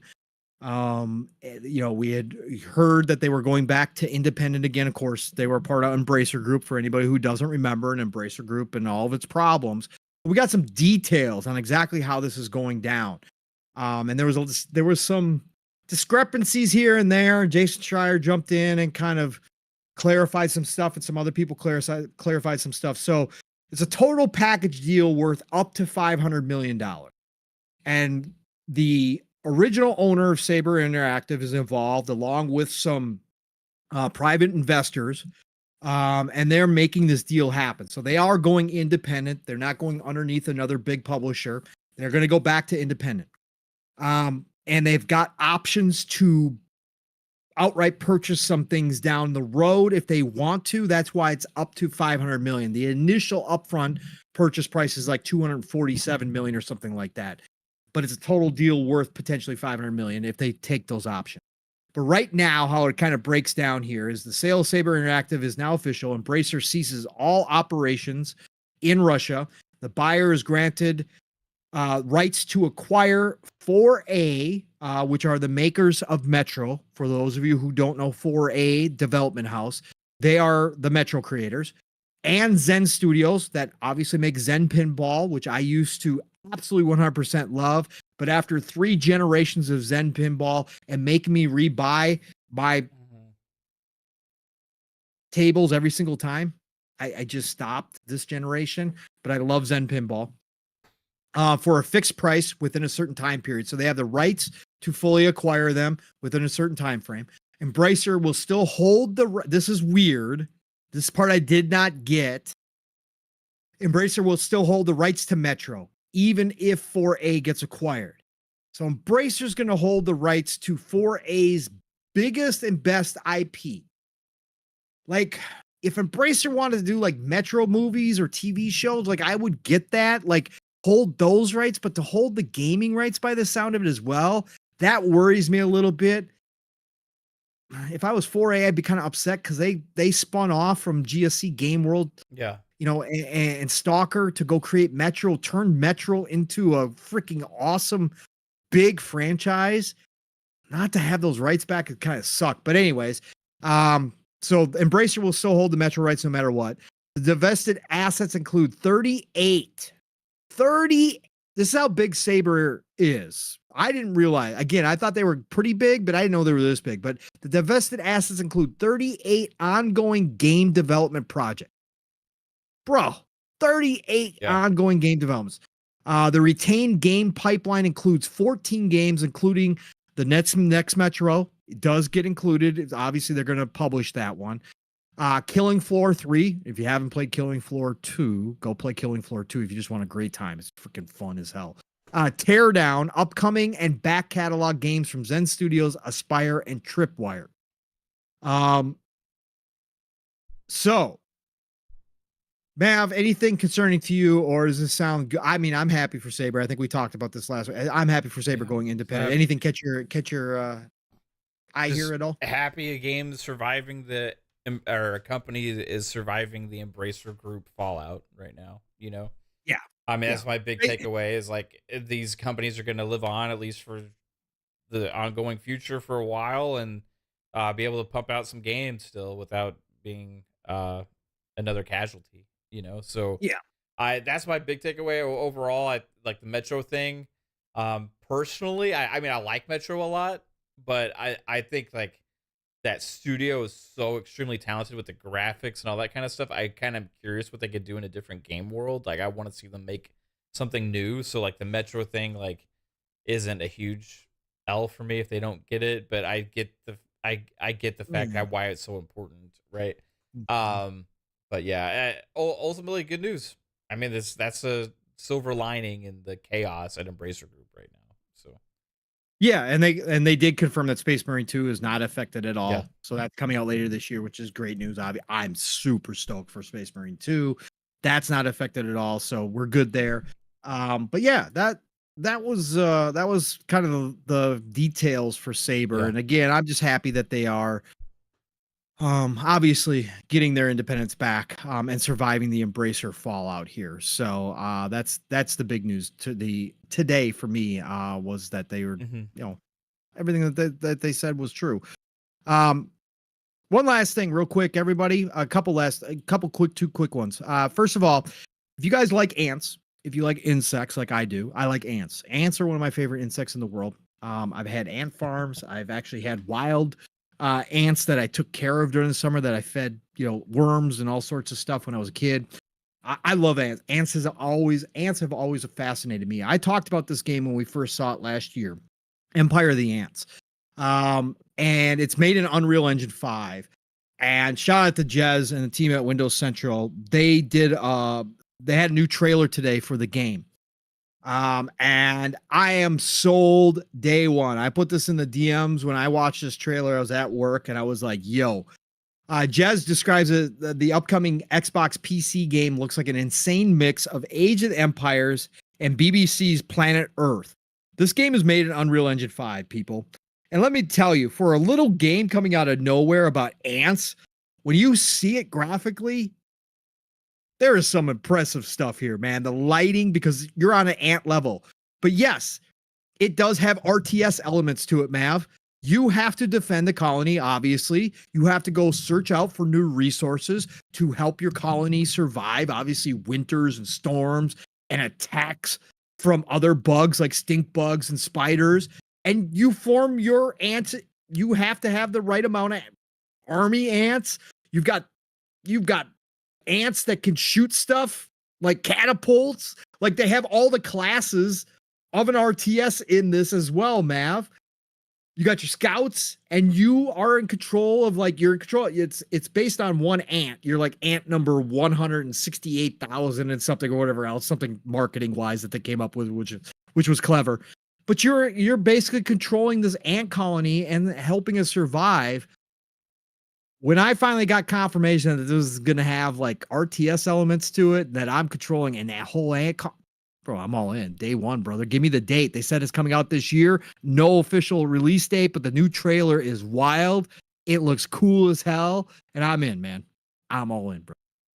It looks interesting. It looks so damn cool, bro. Like I kind of know, like I'm a nerd. I'm an ant nerd. I'm all about this. Yeah, dude, that's cool, man. Like, Yeah, I don't know. I just don't know what to say about it. It looks interesting. Fucking cool. My God, you got to move your colony to new places. Yeah. Like, oh my God, it's gonna be so dope, man. I just want it, like the insects look too real. Like I don't know They if do. I can play like as like they look too real for me. I don't know. They do. I mean, if you're not into creepy crawlies, this will definitely, I'm trying to probably make you feel a certain way. I don't know how I feel about this game. I'm really looking at it and trying to determine. And I don't know. Man, I'm so excited. You guys, I'm just nerding out because I get you guys don't know how much I love ants, man. Fascinated by ants. I think they're the coolest shit ever. Anyways, so that I did want to mention. And then the other thing I did want to mention too, real quick is go check out Okami13 underscore on X, formerly known as Twitter. Kami does great work too as well. He posted a new video about Dragon's Dogma 2 real quick. Something that I did not know, I was not aware of. I don't think it was in the first one. But you all know you can, I'm hoping most of you know by now that part of Dragon's Dogma 2, when you're fighting some of the bigger creatures, is you can climb onto them, right? And you can attack them while you're climbing them. You can get advantage points. You can hit certain open spots that's going to do more damage. That's a big part of the tactical kind of combat that they have in Dragon's Dogma 2. But he posted this video. And if you, again, griffins are not your friend in this game. Okay, griffins might, they might be friendly in other movies and stuff that we've seen through the years, whatever else. In this game, they are an actual enemy. But you can actually get onto a griffin, and if you hold on for long enough, this griffin will take off and try to, kind of fly and try to dump you. But if you can continue to hold on to him, they will actually fly back to their nest with you on it. Totally unscripted. This game just gets better and better, Matt. Dragon's Dogma 2 is going to be a Game of the Year contender. I think it's early favorite for actually winning. It's not even out yet, but I think this game is going to bring so many people that don't know what Dragon's Dogma 2 is about into the mix. And I saw some videos out here. I saw Fonz promoting, somebody, shout out to Fonz, who did a video. I watched the video. I guess there's a group of people who have been comparing Dragon's Dogma 2 to Souls games, and they think it's going to be Souls-like, because this guy did a whole video saying, hey guys, no. Dragon's Dogma 2 is not Souls-like. Yeah, no. I don't know how anybody got that impression. I just don't get it. No parry dodge stuff. There's certain classes will do it. But overall, it doesn't play that way. But man, this game, you telling me I can ride on a griffin who's mad at me and it's going to fly me back to its nest? I'm in. This is another level, man. This is a whole nother level. I love this game. Bro, this comes out next week. Yeah, it's going to be crazy. Next week. That's a massive game, dude. Huge.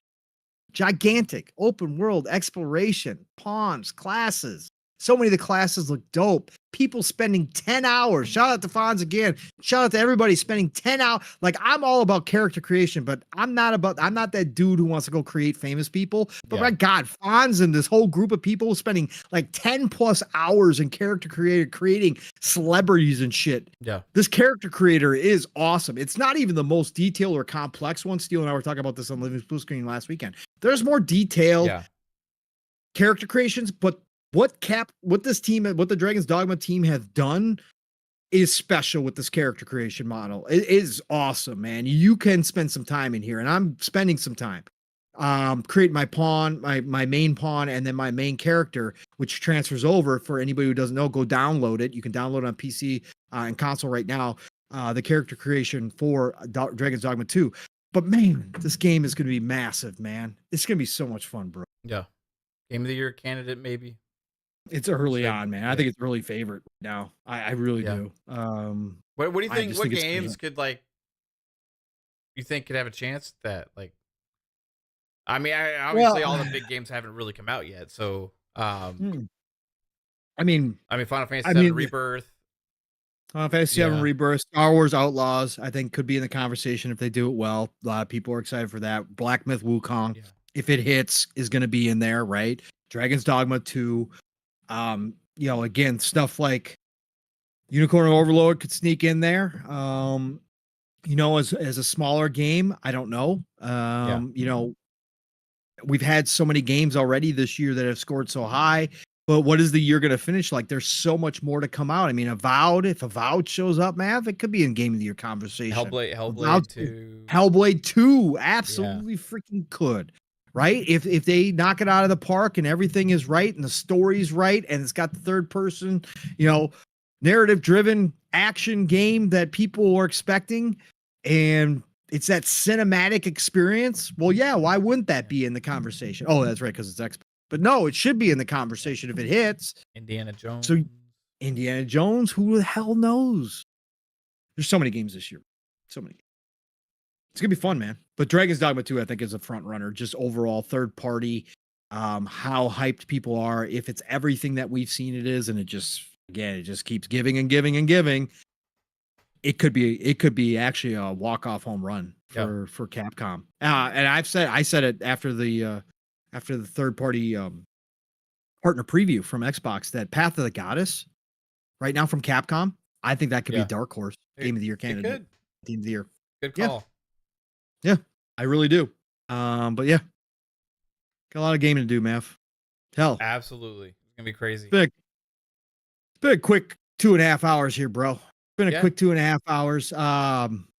Amazing show, Mav. You got anything else you want to bring up? Anything you want to touch on at all? No. Keeley announced Summer Game Fest really early. It's on June 7th. Other than that, we'll have fun co-streaming that in 3 months. I can't believe it's only 3 months away, though, bro. Less than 3 months. I know. And it's a 2-hour show. He said it's 2 hours. 2 hours show. Yeah. He's already got that prepped out. That is a Friday, so I would imagine if everything follows suit as it has, that means the Xbox showcase will be the 8th and the 9th, or the 8th or the 9th, right? Yeah, something like that, probably. Yep. So get ready, everybody. Get ready. It's gonna be fun, 3 man. months are gonna be fucking wild, and it's gonna be a lot of fun, and we're gonna have fun covering it here on this channel. That's for damn sure. Yes, we are, everybody. Thank you all for joining us tonight. Jigga J, I see you jumping in here. What's up, brother? Psychonauts, I see you in here too. Mr. Waffles, I see all you people jumping here. Irish Vodka. Thank you all for joining us tonight. On a slower news week. Nothing major to talk. We haven't had one of these in a long time. Normally, if the week's been dead, Thursday something massive happens. This is one of the rare times that Mav and I have been like, hey, we got a bunch of small stuff and probably be a quick show, and it was. So we got in some rants tonight. We did have a couple rants. So if you want to go back and listen to it, please do so. Thank you all, though, for joining us on another Thursday night episode. What number are we on, Mav? 108. 108 of PM and the PM Pong, and Mav and the PM on your Thursdays. Appreciate you all. Personal side note for everybody out there. I do this from time to time. Again, forgive me. Indulge an old guy for a minute here. Got a lot of stuff going on in my life that nobody will ever know about. I just want to thank you all. Extra special thank you. I always shout you guys out, and I mean this every time I say it, about what this community has done for me. And jumping in here and the Fun Speculation family and all the friends I've made. But all of you that come and listen here are a part of this. So that's why I always tell you guys are a part of the show. But I just want to tell you how special it is to be able to come here and do this, and how much it helps deal with the real life stuff as well. Because it is a timeout. I get to take a timeout no matter what else is going on, and really have a good time here with Mav and Steel, with everybody in the family, and you all in chat. And I don't think you guys all ever know Maybe it does the same for you, just listening to podcasts, because it did for me during the pandemic as well before I started podcasting. But I don't think some of you will ever be able to appreciate what it actually does for me personally. So I just want to give you guys a big shout out of love and thank you for helping me. You guys do. Without knowing it, you guys help me a ton. And of course, that goes for you, Mav, and the rest of the family who podcast with me. I don't know what I'd be doing. I'd be playing games, obviously, because that's another escape. But podcasting has become such a big part of that. And it really does help. So thank you all for that. And thank you for joining us and listening to me and Mav BS tonight. Appreciate every single one of you so much. And if you're listening in the future, the same goes for you as well. You're a part of this community. So I just want to say that as a personal special note. Means a lot. And you guys just don't know right now what it's been like the past couple of weeks, especially. So, anyways, Mav, the one and only brother from another. Tell everybody what you got going on, starting with Xbox Ultimate tomorrow night and the rest of the week, brother. What's happening? No more car accidents, by the way. Yeah, I'll try, man. Hard to top everything you said. Love you, man. Just like thanks for being part of everything we do too. And chat, ditto. Everything Pong just said. But what we got going on, not much, man. Just like shows. Tomorrow we got Xbox Ultimate Podcast, and it's gonna be a blast. Hanging out and talking games with you guys. God, hopefully there's some news tomorrow. Like just something cool to talk about, or a preview, or random trailer that drops for something awesome. Tomorrow night could be totally sideways, bro. Yeah, like because man, we go off the rails on Xbox Ultimate sometimes. Sometimes we need something to keep us a little bit focused, on gaming. And it'd be curious to see what happens tomorrow without any kind of news. But check out that show tomorrow, like I said, 10 p.m. Eastern time. And then back Monday for FSP, 10 p.m. Eastern time. And then, maybe I'll be able to do a Mapcast coming up this next week or whatever. Hopefully, we gotta have something to talk about, man. That's something to talk about. There's a lot of this bullshit out there. I'm like so checked out with some of this stuff right now. It's like I just don't have a lot of interest in some of the discourse that's going on. And I just literally have no interest whatsoever. No. But anyway, Pong, tell everybody where they can find you, sir. Hey, everybody. I will be back tomorrow night. Again, I had to take off last Friday. I was completely toasted. You know what that means. If I take a night, if I hit Mav in the DMs and say, look, bro, if you don't need me, like I really need a night off, you know how bad it was getting. So that's really rare because again, these shows help me so much to get through stuff. But man, I was completely exhausted. And again, I'm still not 100%, but I will be back tomorrow night. And like Mav said, we could be really going sideways tomorrow night because I don't know what we're going to talk about. We'll get into some of the smaller stuff. We'll get some more opinions from the fam on some of this stuff, obviously. But man, oh man, it could get weird tomorrow night. We'll see what happens. But you got to join us 10 p.m. Eastern, 9 o'clock Central Time right here for the Xbox Ultimate. And then Saturday mornings, it's my brother from another, Steel Rain and I. You know the drill. Set those alarms now. Living Split Screen will be live, raw and uncut. 4+ hours. I could say this is going to be a shorter show just because of how the week's been, but Steel and I are like me and Mav. We just do our thing, and it winds up being, no matter what the news is, Steel and I are going to bullshit for 4+ hours. So be there for that. 10 a.m. Eastern, 9 o'clock Central Time, where we get your morning started and will most likely carry you into your afternoon. We give you the energy that you need. So be there for Living Split Screen Saturday morning. And then, of course, Saturday night, we will be back at it with the Shop Podcast, the best way to end your Saturday night over on PTK Blam's channel. That's right, the Shop Podcast. Oh, God, what is the time going to be? Because of time switch. 9 p.m. Eastern, 9 p.m. I think it's 9 p.m. Eastern, 8 o'clock Central Time, since the time switched now. So we should be 9 p.m., 8 p.m. again this Saturday night. The Shop Podcast, PTK Blam, Fuzzy Belvedere, myself, and we usually have a couple guests. The chillest, one of the chillest shows out there. Just have us on in the background while you're playing video games. for that. And the next week it starts all over again. Double Barrel Gaming is the channel. Mr. Boomstick is the man 5 days a week. But Tuesdays, it's all good things green. Xbox Factor Podcast, 12 p.m. Eastern, 11 o'clock Central Time, and includes Steel Rain when he's available for Tuesdays on panel. It's always a good time there. So join there. And then obviously, God willing, I will be back here with Mav. Like he said, maybe next week we'll get some news. But PM in the PM, Thursday night, next week, 7 p.m. Eastern, 6 o'clock Central Time, right here on the Fun Speculation Network. It's the golden age of gaming, people. So please get out there, pick a console, pick any platform, pick any genre. You got something new to play. You got something great to play. Got something old to play. Let's get out there, play what you love what you play, and I will talk to you all real soon. Mav, get us out. Peace out, everyone. Have a fantastic night. Bye.